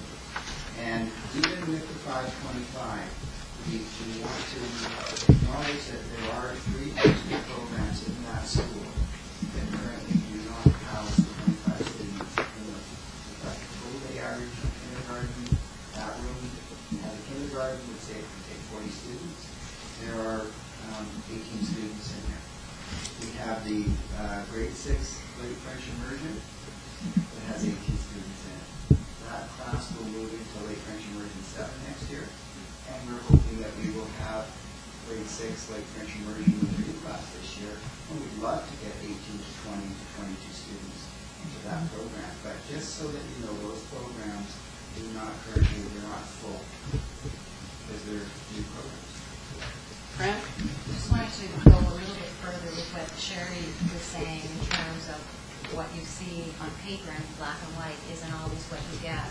And I think I just wanted to point out about a couple schools in Comox that look fine on paper, and the reality is there are issues. So, for example, Brooklyn, even though it's divided into 2 schools, it's not, I don't believe, as simple as that to say no space problem because there's plenty of space over the 2 schools. There are issues, and that's just something that I think needs to be highlighted. There may not be capacity number issues, but there are space issues because of the school being split, which continues to be a problem for them. And as well with Highland, the under space issues would like 2 portables, again, doesn't reflect the reality in Highland right now. And again, as Sherry was talking about in terms of design of building and the reality in terms of hallways, gym classes, many things that people have repeatedly spoken about. For example, there's not room for, there aren't sufficient facilities for gym classes. 40% of all classes are scheduled outside. That's the way it is. And because of weather sometimes, gym doesn't happen in the traditional way. And it's pencil and paper gym or watching somebody else play volleyball. So there are a lot of issues that aren't reflected in the numbers, and I just think we need to keep that in mind. I have a question. What is the relevance of the capacity figures to the work that lies ahead of us? Is it relevant what they say, or is this just a paper exercise, or why do we need this information? One response to the Secretary Treasurer as well. Going back to when this initially was requested, I believe part of it was the thought about the impending announcement from the Ministry around early learning, and what exactly is the capacity of our buildings overall. And so, this exercise was to literally take the actual structures of divisions, especially in elementary, and say what does that physically look like in a building, separate from just looking at it on paper. But the purpose of the exercise was to say, my recollection originally was, again, if there's an early learning announcement and we're going to have full day K, can we accommodate it? So we were asked to go deeper with that. Okay, I'm just conscious of the time and we have some other things to get to. So what I'm hearing though is that trustees are concerned about the numbers, that this is not perhaps reflecting fully what we see and hear about in our schools. And I'm wondering if we want to continue with this discussion for a while now, or if there's a way to perhaps refer it to committee or for further discussion, or... Well, I have some more questions, so I'd like to continue the discussion somewhere along the line, so. Okay. Anyone else?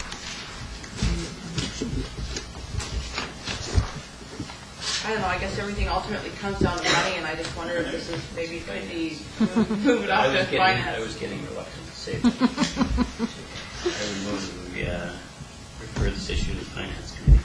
Okay. Second. Second. Any discussion on that? All those in favor? Opposed? Carried. Thank you. Okay, so the Lake Trail School update is quite short. We had a meeting with parents at the PAC meeting at the beginning of the month.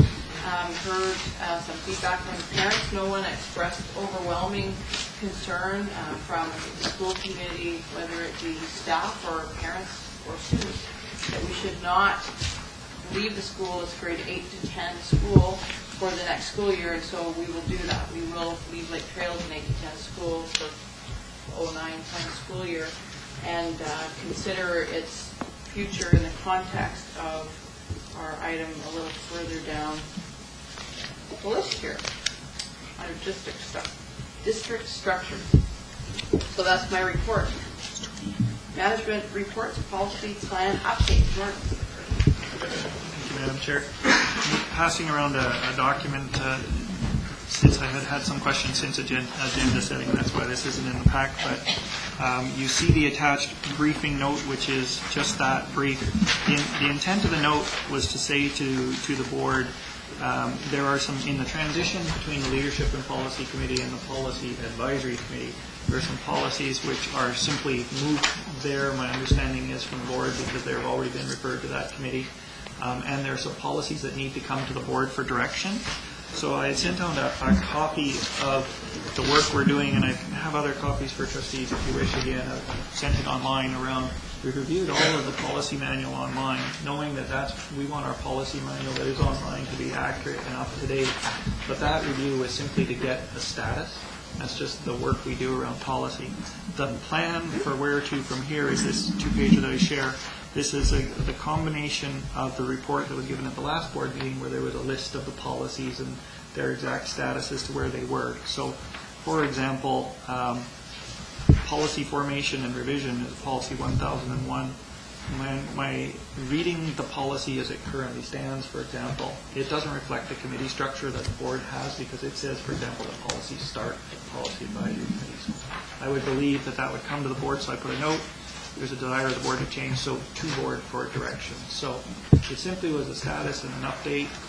It gives you an indication of which policies should be coming forward to the Policy Advisory Committee, as we checked with the district staff and all of the stuff that was in process, as I said, from the last board meeting. And other than that, I have a full document about the policy review of the online manual. So that's the report. I think there's actually a few here that perhaps should be moved off the list. Sure. But maybe that can be dealt with at the Policy Advisory Committee. If we just refer this list to the Policy Advisory Committee for review. That was my motion. Beautiful. Any discussion? All those in favor? Opposed? Carried. Now, guiding principles for district structure. This discussion could take hours. So I'm wondering what feedback you would like from us for this evening. Would you like us to consider this, and I could accept feedback from trustees and collate it and send it to you? I'm happy to take any feedback on the below items. The intent was, and I've shared this over email, with the board earlier, just in terms of, we want the models that we're presenting at the end of February to be as accurate as possible. Like, we want to provide you with things that you think are going to work and meet your needs as far as you're hearing in the community. And so here are some big implications that we need to know about. And we've heard from the board on a couple of them. But each one, I did not put end implications because we just go on and on and on. If people want to forward information through you, Madam Chair, or have a brief discussion here, that's fine by me. What I'm looking for is in terms of through each one of these to be able to say, to have just a sense from the board, yay or nay, we would do that or we wouldn't do that. And so I can use that to generate models. To pick one, for example, late French immersion, just to jump on that, just heard a report around around the Cole Rob Road, late French immersion is there. The board has literally just placed it there. It might not be a program the board wants to touch, so no, and so I wouldn't consider that. French immersion on whole, huge implications district-wide, and moving French immersion, elementary level or secondary, so where would the board stand on that? But given that information for your preferences, then I can develop those models and bring those back at the end of February. Hope that answers your question. More complexity. Yeah, more complexity. I just want to restate that at the last board meeting, I think it was pretty clear that the board does not want to cause huge disruption to anyone in the district, and that if there was anything contemplated, that it would be done compassionately, slowly. So that is, I think, probably an overarching principle. But with respect to each one of these items, my preference would be just to receive feedback from trustees and put it together and send it to you so that the models could be developed.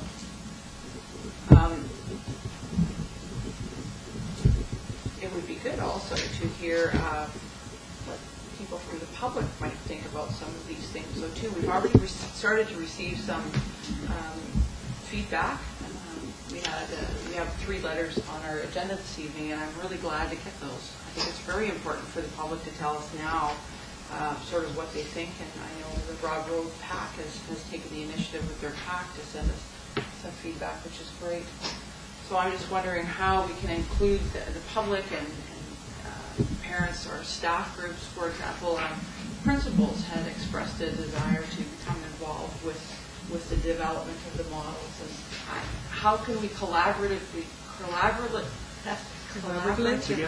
do that to support you, to make sure that you have the information and support you need to? My first response to that is time rings a bell, in that I'm thinking that the models have to be developed in 3 weeks for the board pack for February. The way in which to gather that feedback may be to get the feedback from trustees on these issues, go ahead and develop the models, and then put them out there to the public for feedback at that point. Because if we wait for, let's say we give people 10 days for feedback on this, that's going to make it, we do have some other things cooking that maybe would make it really hard for me to develop the models that quickly. And people tend to like to respond to something concrete, show me what it looks like, and then that's when you get more direct feedback, as we know. So I think we could develop these types of models in a couple weeks, put them out to the public for maybe a week before agenda setting. I could certainly shoot for that. And that way people could have access to them. They'd be able to make their comments directly. They also have time to send letters to the board prior to agenda setting. So there's an option. It's just, I think, if I can, like, for example, we just started a public forum with Cumberland on junior and elementary and those structures, and we have to orchestrate that as well. So to do all that in the time is a bit tight. Okay. Your feedback, Lori? Well, I'm just thinking, I would rather have us give Jordan feedback on this. What we've given their direction on is 3 viable options. If there's no viable options, let's not put the cart before the horse. Bringing public's input into something that isn't going to come to fruition, then it's a waste of the public's time and our time. So I would just rather have him have input from us this evening, and then see what he brings forth and go from there. Okay, anyone else?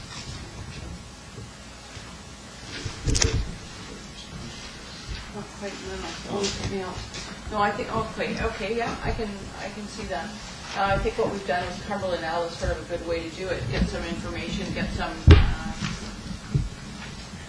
bare bones stuff and then put it out there. I'd be comfortable with that, getting the report then in the board pack after we collate our responses for Jordan, and we'll take it from there, I guess, at the next board meeting, if that's all right. Can I ask one question? Depends on the question. Depends on the question. I'm thinking here, what would be my top things to know? One thing to know would be portables or no portables. Like that's a deal or no deal. Yeah. and I think I shared at one point. It's even helpful for me to know not necessarily black and white, but if you're out here or you're out there. Just in terms of it, when I think of issues like portables, catchment areas, and closing schools for cross boundaries, those are big pieces for me in developing anything. For example, you raised the issue of Highland. Highland's at 839 next year. It's over capacity. Isbelt's over capacity. But Highland, if it had two portables, could probably take some more students through cross-boundary transfers if their siblings. You know the script. But if I know no portables, keep schools at capacity, given even your comments around capacity, and yeah, we look at catchment areas, I have a really good sense of at least the scope of the things I can do. Feel like some feedback from us on portables right now? Even, you know what, just even for trustees to go around and just to speak that, at least I'd be able to say, yeah, and I would be happy with that, I'd have a sense. But okay, Lori? I'd like to have each one of us speak on this issue so the public knows where we're all coming from as well as each other. Yeah. Well, I think there's a few issues here, and I think maybe giving Jordan this right now, then he understands where each one of us comes from. Okay, we can take the time. We have 25 minutes left before we have to make a motion to speak fast. extend the meeting. So but Tom's not here, so go after that. Yeah. Okay, me go first? Okay. Well, the issue of closing schools, I'm okay with, so I guess yes. The reopening of schools, no. Revisiting catchment areas, yes, definitely. Closing cross-boundary transfers, it seems that, yes, we would have to do that. With the capacities that our schools are at, we'd have to be very careful that we're not overstretching our capacity at one school and not at another one. You missed portables. Portables, no. With what we have in the district, I'm willing to deal with. Adding more portables, no. Late French immersion, relocating it, no. And expansion or retention of Strong Start, we don't have space at many of our schools. We're going to have to wait, as usual, for the ministry to let us know if we are going to have full-day kindergarten. That's a huge implication with our district because we do not have the space a lot of our elementary schools. If we're going to go with a Strong Start program, it looks like it would either fit at Aspen or Airport. So that's my quick condensed version. Or retention? If we're going to do expansion, those look like would be the schools that have the space right off. And then I missed, I think, French immersion. Does the board wish to relocate French immersion at any level? That one I'm open to. I'm not yes or no. Closing schools, unfortunately, that's an option in today's times.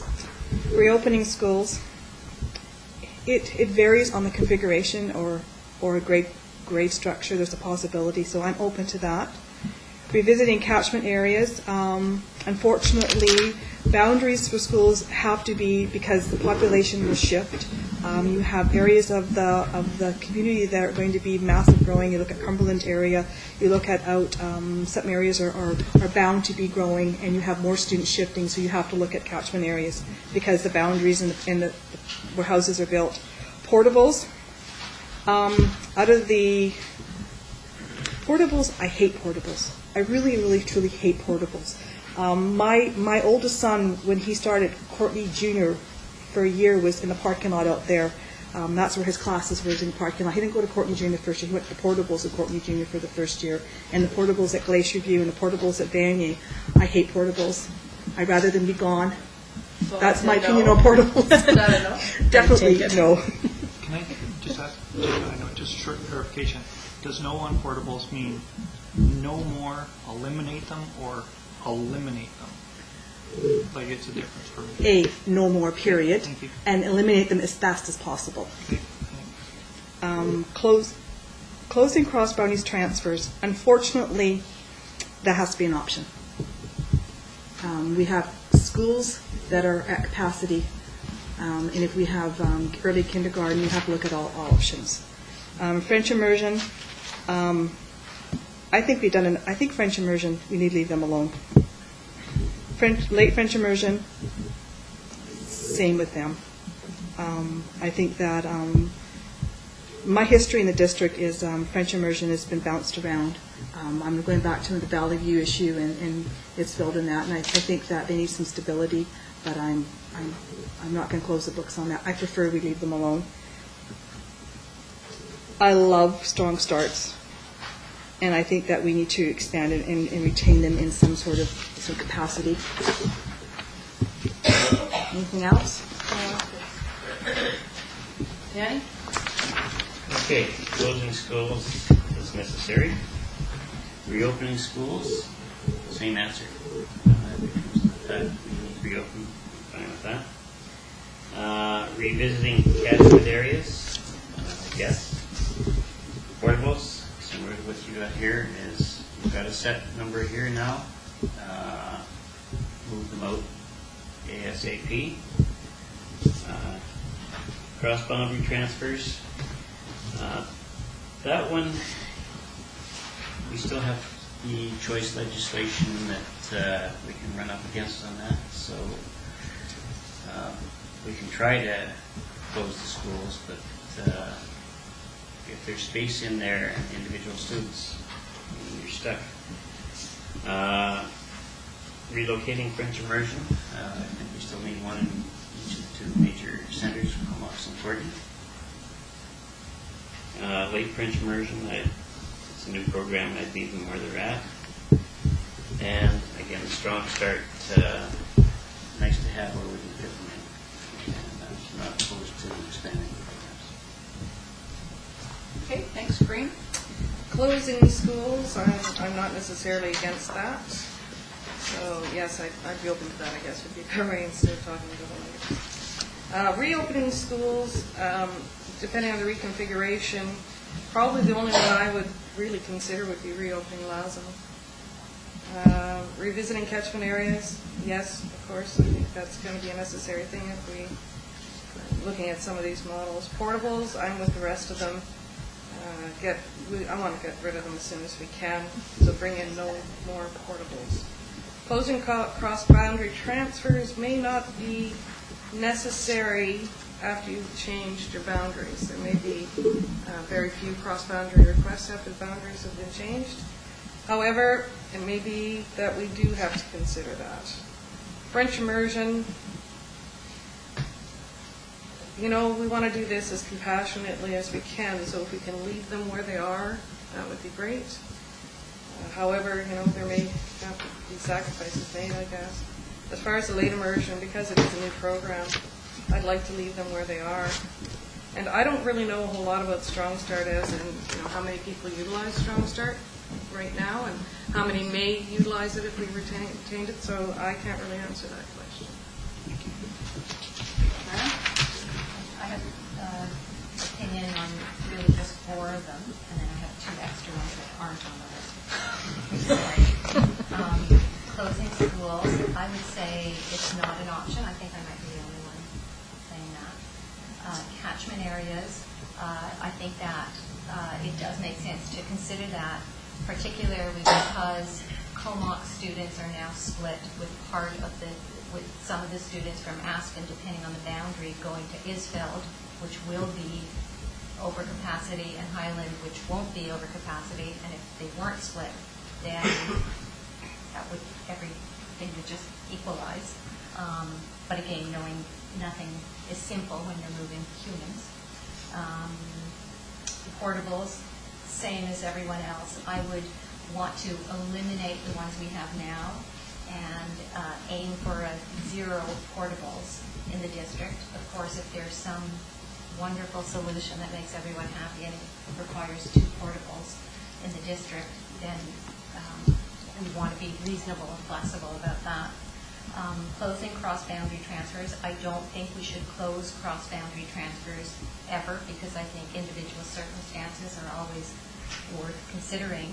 And in addition, the status quo now gained with the splitting of populations, because you have kids in Comox going to Courtney, and division of families where you have difficulties in terms of older sibling, younger siblings being more divided because of geographic distance and transportation and logistical issues for parents.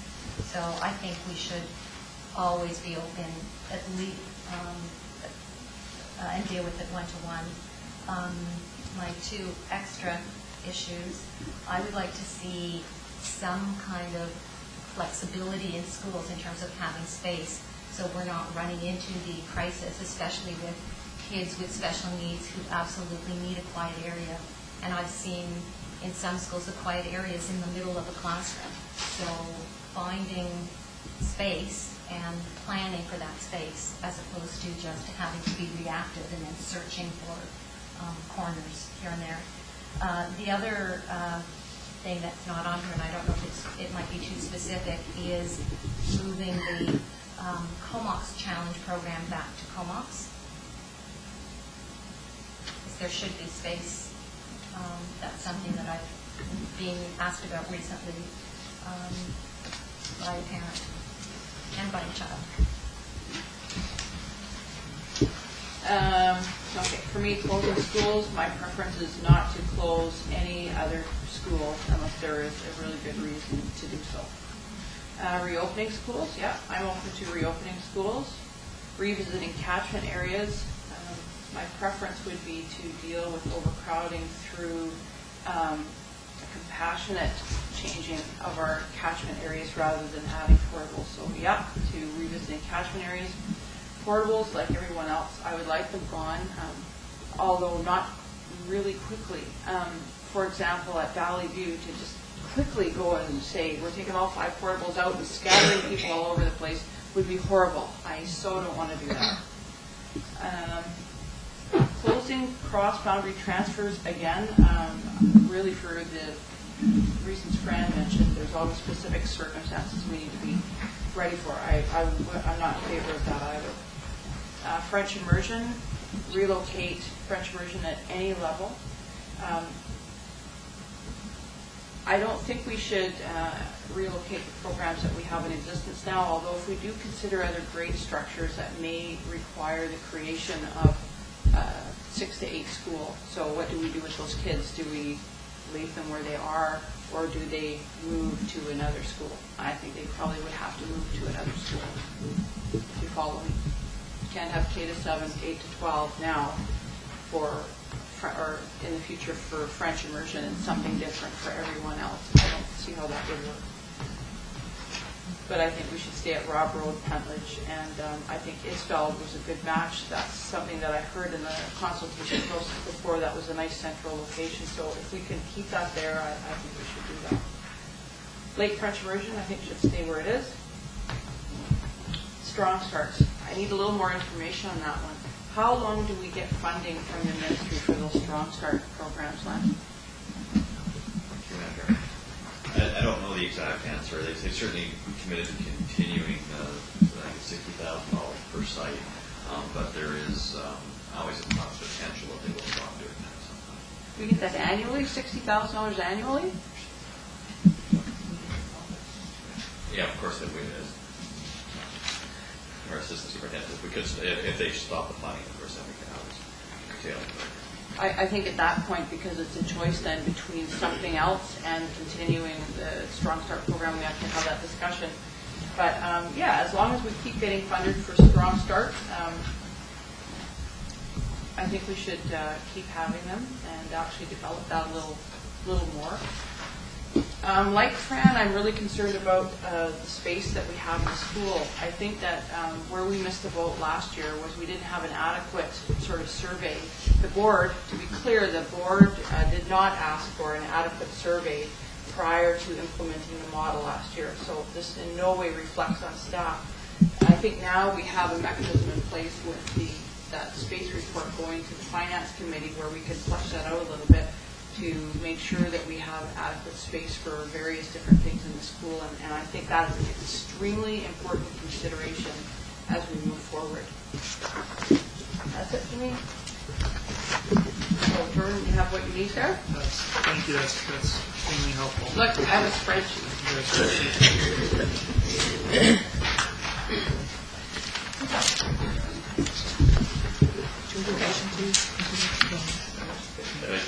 Just one, and it'll be a pretty quick one. Okay.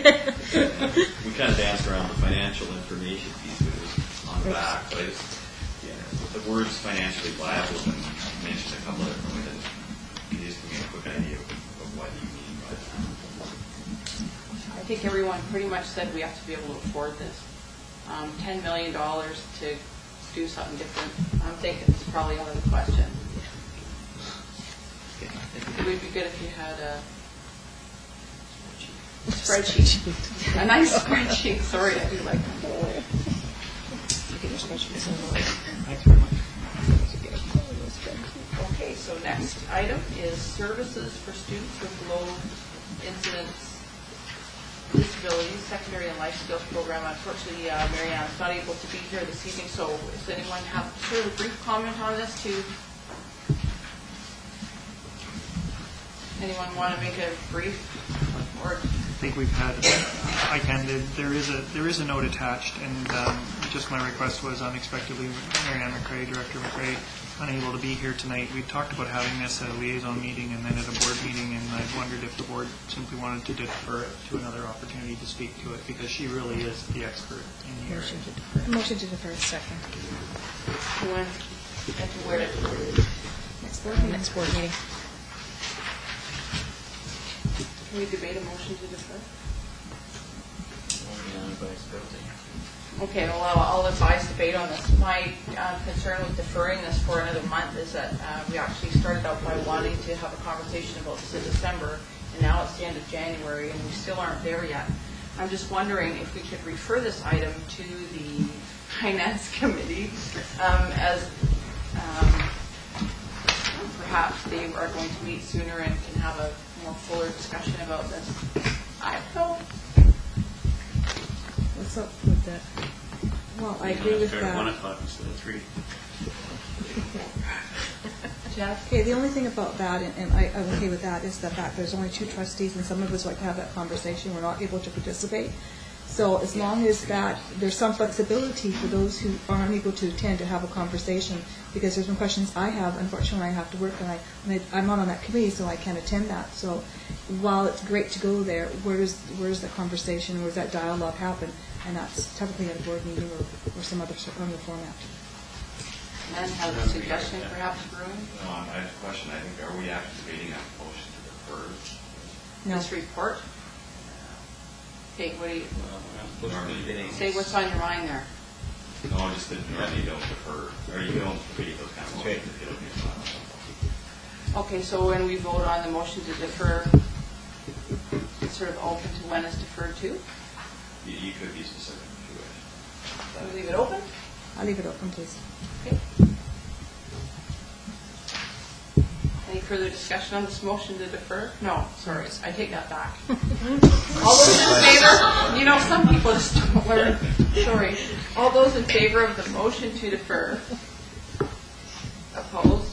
Carried. Okay, so what I will do is work with Jordan and find a way where we can have this discussion with Mary Ann there on another day. And just another option is, I know that Mary Ann certainly is available on email, so maybe if board members want to ask questions to her over email on this, that's one way to just get some answers.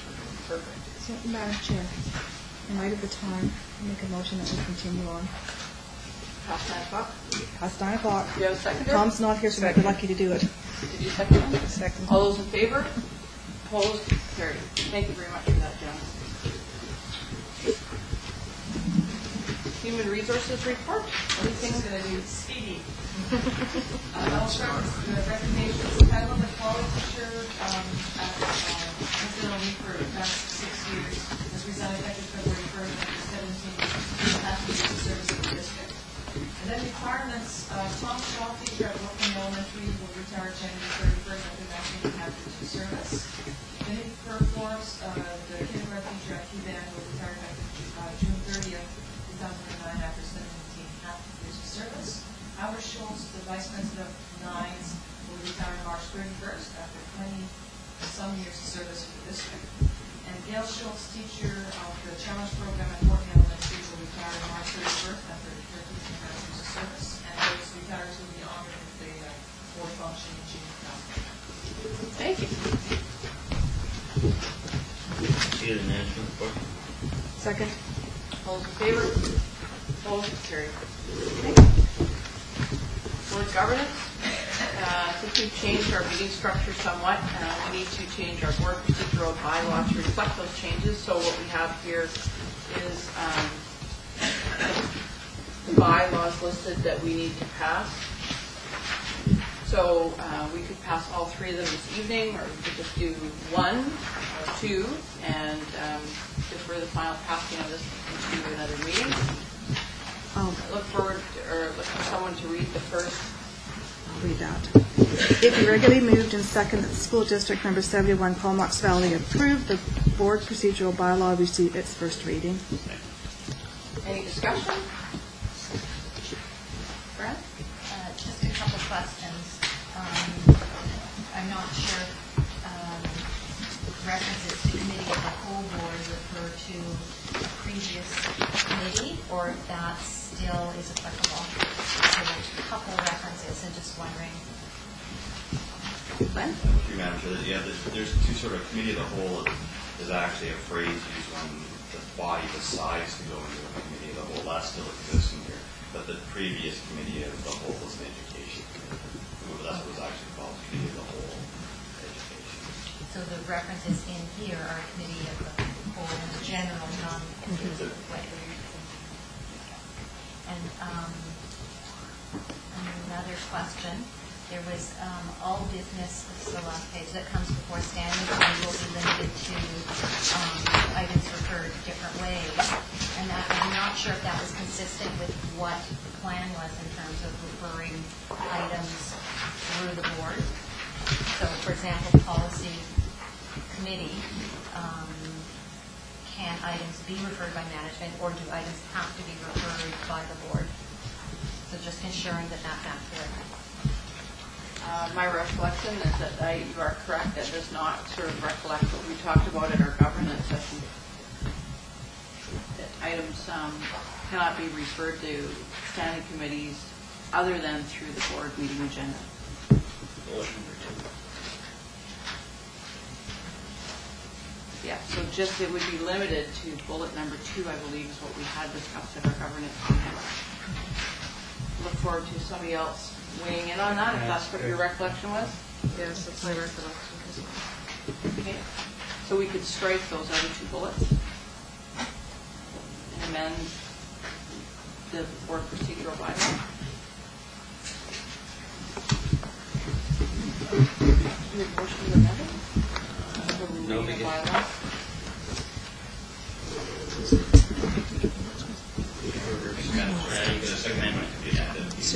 Susan, what are votes again? Which 2 votes? Because you already voted to receive the first reading.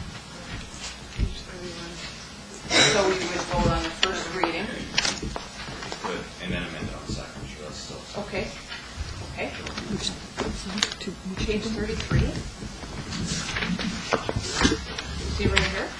Okay, alphabetic. Yeah. So the first two. No, the First one. Only number the 1 and number 3. Just Number leave one and number three. 2 there.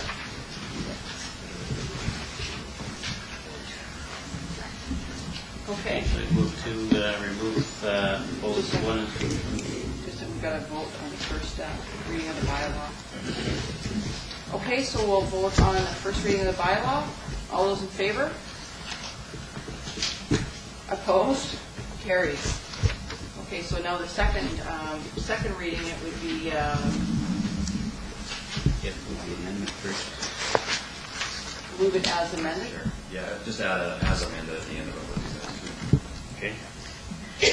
Okay, I would move the school district of 71 Comox Valley approve the first board procedural bylaw, receive its second reading as amended. Second. All those in favor? Opposed? Carried. So if we want to complete all 3 readings of this in one sitting, then we would have to unanimously approve the next motion.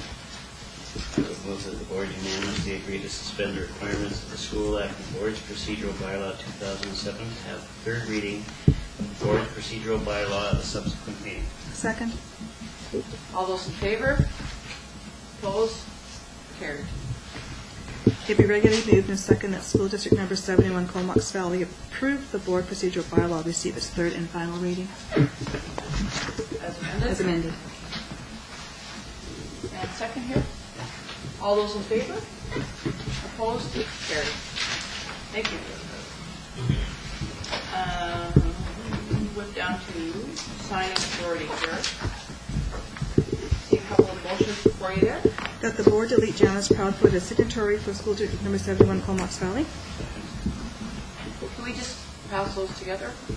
Sure, you can move Mr. Law. Can we move as well? And that the board authorize Susan Barr, Chair, Board of Education signing authority for ST 71's Comox Valley. Okay. Any discussion? All those in favor? Opposed? Carried. Okay. And then we have the addition of the item on FSAs. Ken? Yeah, Madam Chair,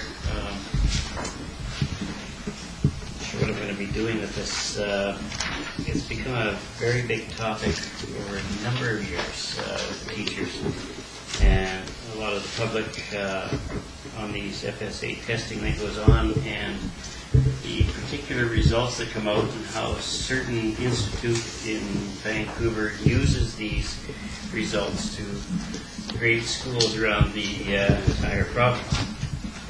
I guess as a motion, I would move that we write to the provincial government to either exempt the results of the FSAs from freedom of information, so that therefore does not become public, and that the government do random sampling as opposed to complete grade 4, grade 7, grade 10, 4 to 7 testing throughout the province. Second that. Second? You want to say any more? No, I think I said pretty much. Okay. I'm wondering if you're going to add an amendment to that. I also think this is an issue that the Ministry of Education has kind of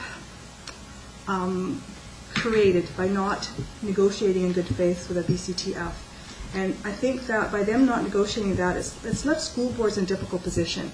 It's left us boards trying to create positive relationships with our teachers, our principals, vice principals, and our students in our community in this mess. And I'm not happy with it. I'm not happy with boards being kind of left out hanging to dry and being the scapegoats, because this is law. The law says that they have to do these tests. Simple as that. And I'm really unhappy with the position they put the boards in. We have teachers do a wonderful job. We have principals do a wonderful job. And we have kids wanting to go to school and learn. And this environment is not a healthy environment. That's my opinion on it. And I'm just really upset the Ministry of Education has let us go this far. From my perspective, I've been to a couple of presentations done by district staff lately. One was last evening at Deepak Paul Berry, and he talked about various different assessment tools that teachers use for various different reasons. And I know I've heard Jordan speak to that there's very many different assessment tools that can be used to assess students' learning that sort of suits the classroom best. And I hope that the province can move to really recognizing those types of assessments more than they rely on the FSAs. I'm offended by the Fraser Institute's use of this to rank schools. What does it say about the sports programs that we have in school, or music programs, or drama, or interact clubs? Nothing. It really is just, I understand the need to do a little bit of assessment to get a snapshot of what goes on in the province. I think that they could achieve it through random sampling and excluding the Fraser Institute. So I'm all for your motion. I'd also like to add that I think we should encourage the Ministry of Education to quickly come to a resolution with respect to this, because they are putting us in an awkward position. I'd like to amend my motion a bit to copy the other boards within the province. My letter. I'll second your amendment. Any other comments?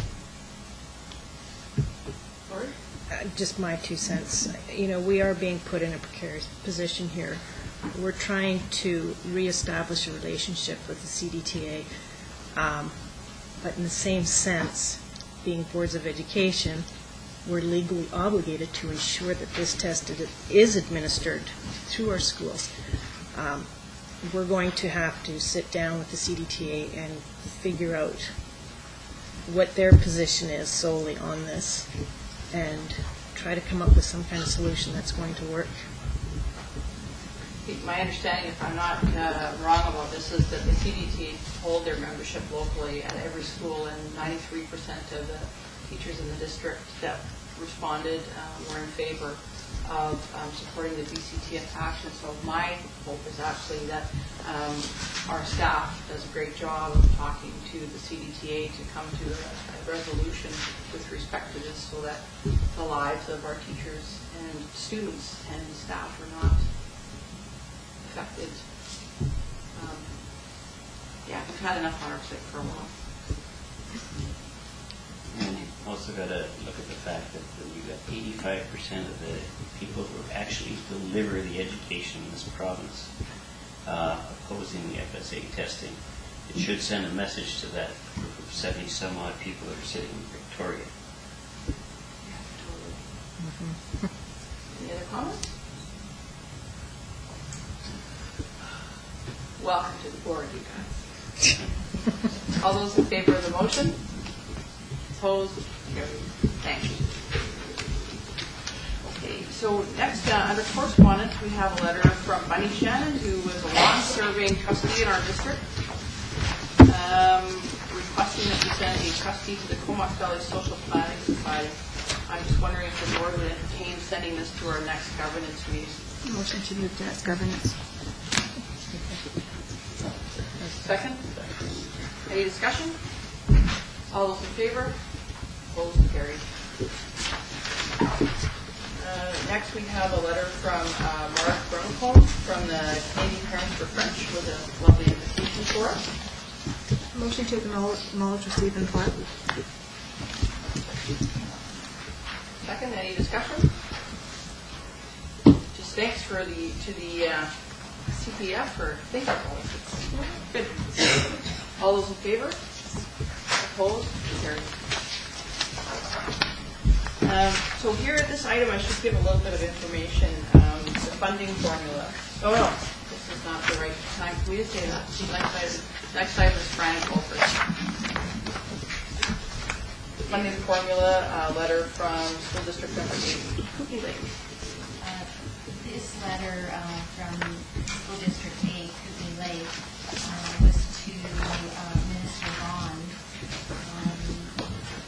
discussing the concern about underfunding in the district, highlighting a few areas in particular, and asking that the funding formula be reviewed and changed.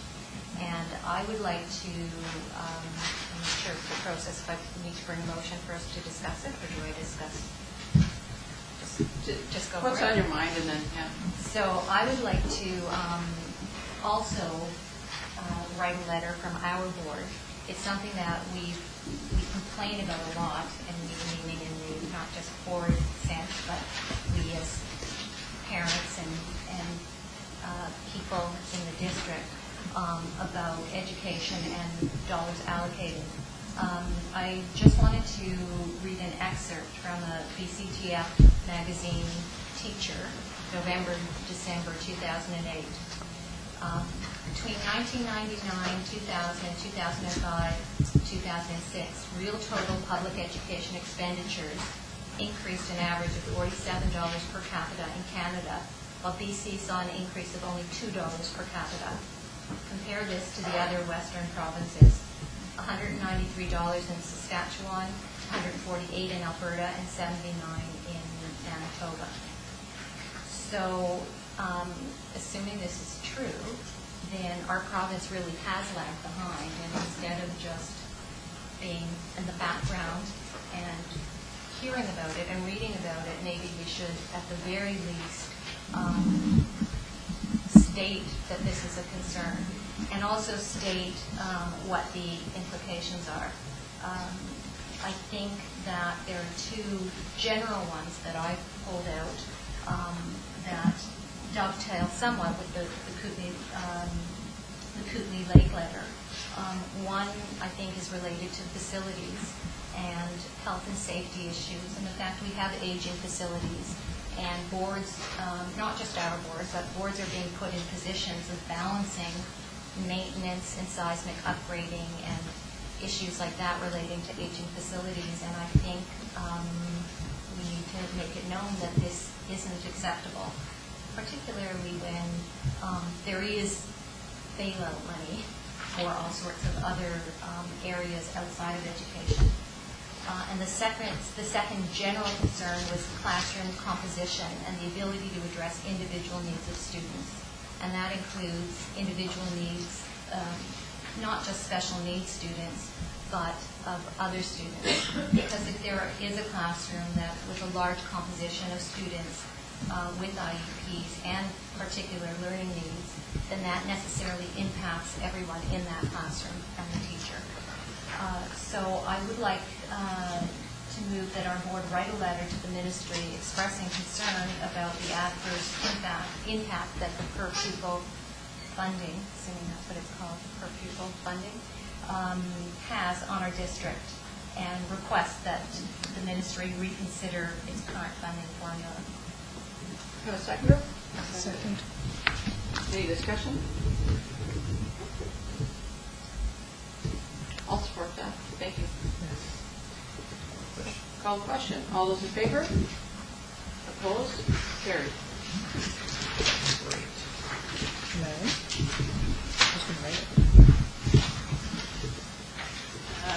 Next, we have a letter from Stacey Butler, the path chair at Call Rob Road, addressing our upcoming grade structure discussions. We also have a letter from Lorraine Curley, I'm not sure if I'm saying her name right, regarding middle school, and the freeze regarding portables, all sort of in that same vein of grade structure. So I don't know if you want to consider discussion with all of those three at once, or if you'd like to I think the discuss them separately. portable ones might be a little bit issue because that's dealing with a separate issue. So I think that probably 7 and 4 can be together. Okay, would you like to discuss number 7 and number 4 together? We Fran? discussed, before we get there, when we discuss number, oh, sorry. Never mind. Okay, open it up.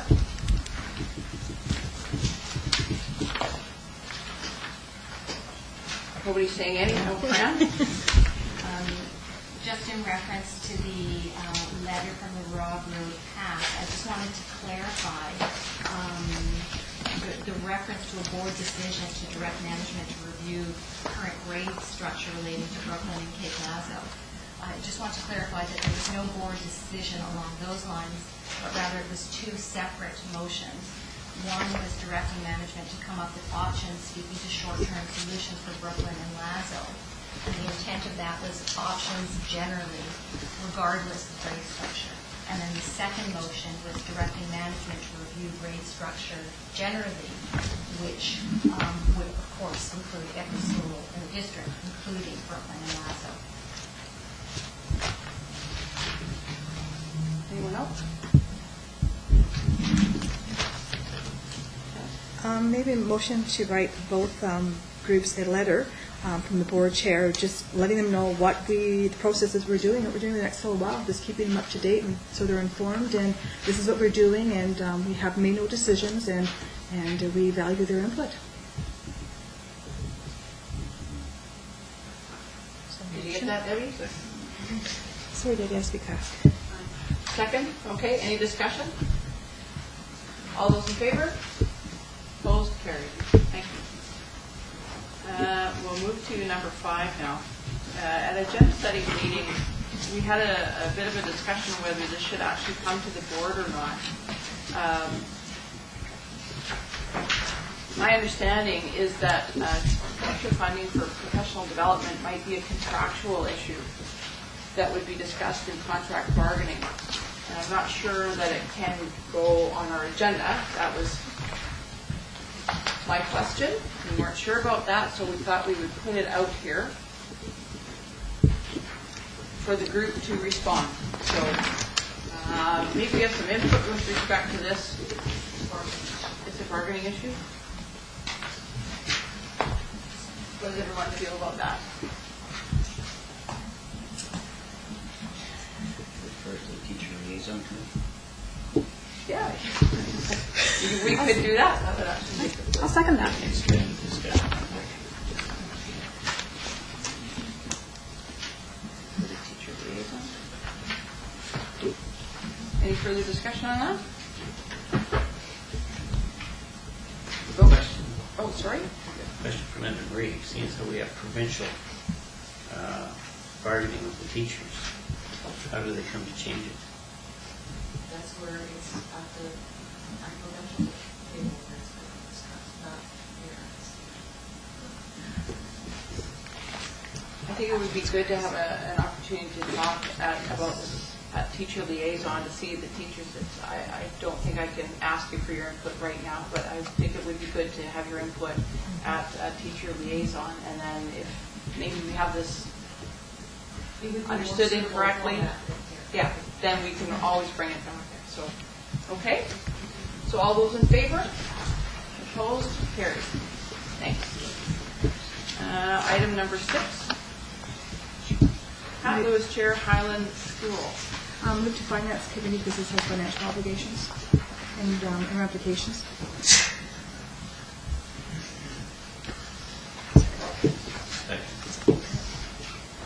Your list is getting longer, Dan. We used to do this to do that.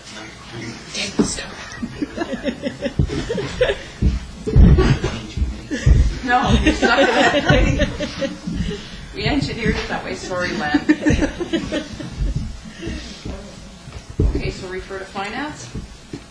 Any further discussion? Fran? Just to point out, there's 2 aspects. That one is the financial, and the other one that, having had the benefit of being the trustee liaison, heard Pat Lewis's presentation, and which was quite passionate, discussing the importance of a big vision and a big vision for individual schools as well. So just wanted to point that out. Okay. All those in favor of referring to Finance Committee? Opposed? Carried. And finally, the item with regards to portables, number 8.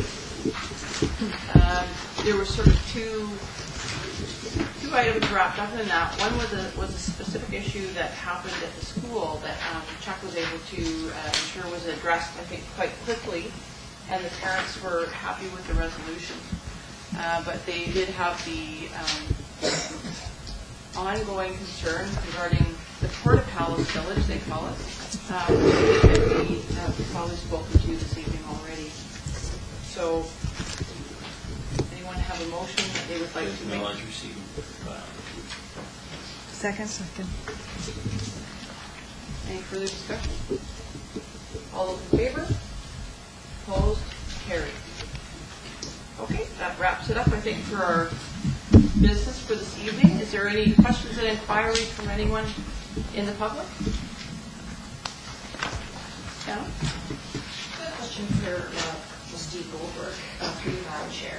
I just find it interesting that you're the trustee for the Comox area, and we have a large French immersion community in Comox, and you chose those items not to comment on when with the direction of going through the different possibilities of looking at different configurations and such. Why is that? So just for the public's information, at this portion of the meeting, people can direct their questions and inquiries through the chair to staff and to other trustees. So go ahead, Fran.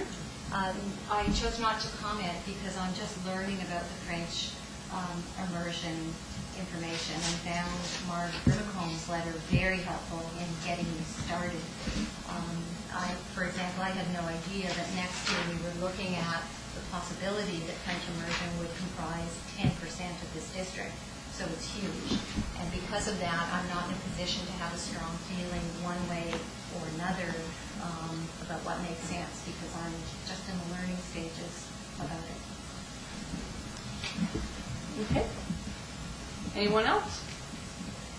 Marilyn? I have a question concerning the addendum to the board's agenda concerning the FSA and the motion that was just passed. And I saw that there was advantage because I was not aware that the board was going to be discussing the merits of FSA testing. And I'm wondering if the board had given notice of motion or even an informal heads up to any parent groups throughout the district so we could prepare to provide our feedback to you concerning that. And I'm thinking, well, as a member of PPAC, I didn't see anything come through PPAC. Were any PACs made aware of this? Any parents involved in SPCs? And while I appreciate that we give due consideration to the opinions of teachers and every trustee, White quoted the BCTF as being 85% against FSA testing, I am aware that the BC Confederation of Parent Advisory Councils in December did come out and support FSA testing. So parents in this district have been at a distinct disadvantage in that we have not had an opportunity to provide feedback in any way because we did not know this issue was going to be brought, or at least I didn't know that this issue was going to be brought to the board. My question is, was there any consideration given to asking parents in any group our opinion on that matter? So we had our agenda setting meeting last week, and it did not seem to be a priority issue that was brought to my attention when we set the agenda at that time. Since that time, I think there were 5 or 6 or 7 letters that came to us from other boards expressing concerns with respect to this. I had this conversation with the CDTA about this and also with our superintendent about this, and felt that this was a topical thing. I gather the testing is going to be taking place in the next couple of weeks. So we couldn't really defer putting this on our agenda until the next month. So it sort of seemed to be sort of an emerging issue that couldn't wait for another month. I would love to talk to parents about this in further detail. This is why the board created the DPAC Liaison Committee, and we would love to get together with you to talk about this some more if you would like to arrange a time that we can meet with you. And we are happy to hear people's feedback at PAC meetings, through our emails, through telephone calls, and so forth.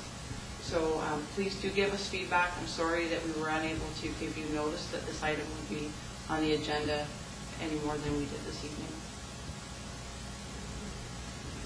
Anyone else have a comment or question? The question about the FSA is it a concern about the actual testing, or is it the use of the information after the testing is been done? I think my perception, if I heard it correctly, is what happens to the information after the testing is done. The board clearly, I think, recognizes the need for testing. Teachers for sure tell us that, as to our staff. It's just what happens, the Fraser Institute rankings are not supported, I think, by this board. Okay. If there's no other questions or inquiries, we'll take a motion to adjourn. Motion to adjourn. And Second. reconvene. All those opposed? No, all those in favor? Thank you very much for attending. And we need to stay for more in camera.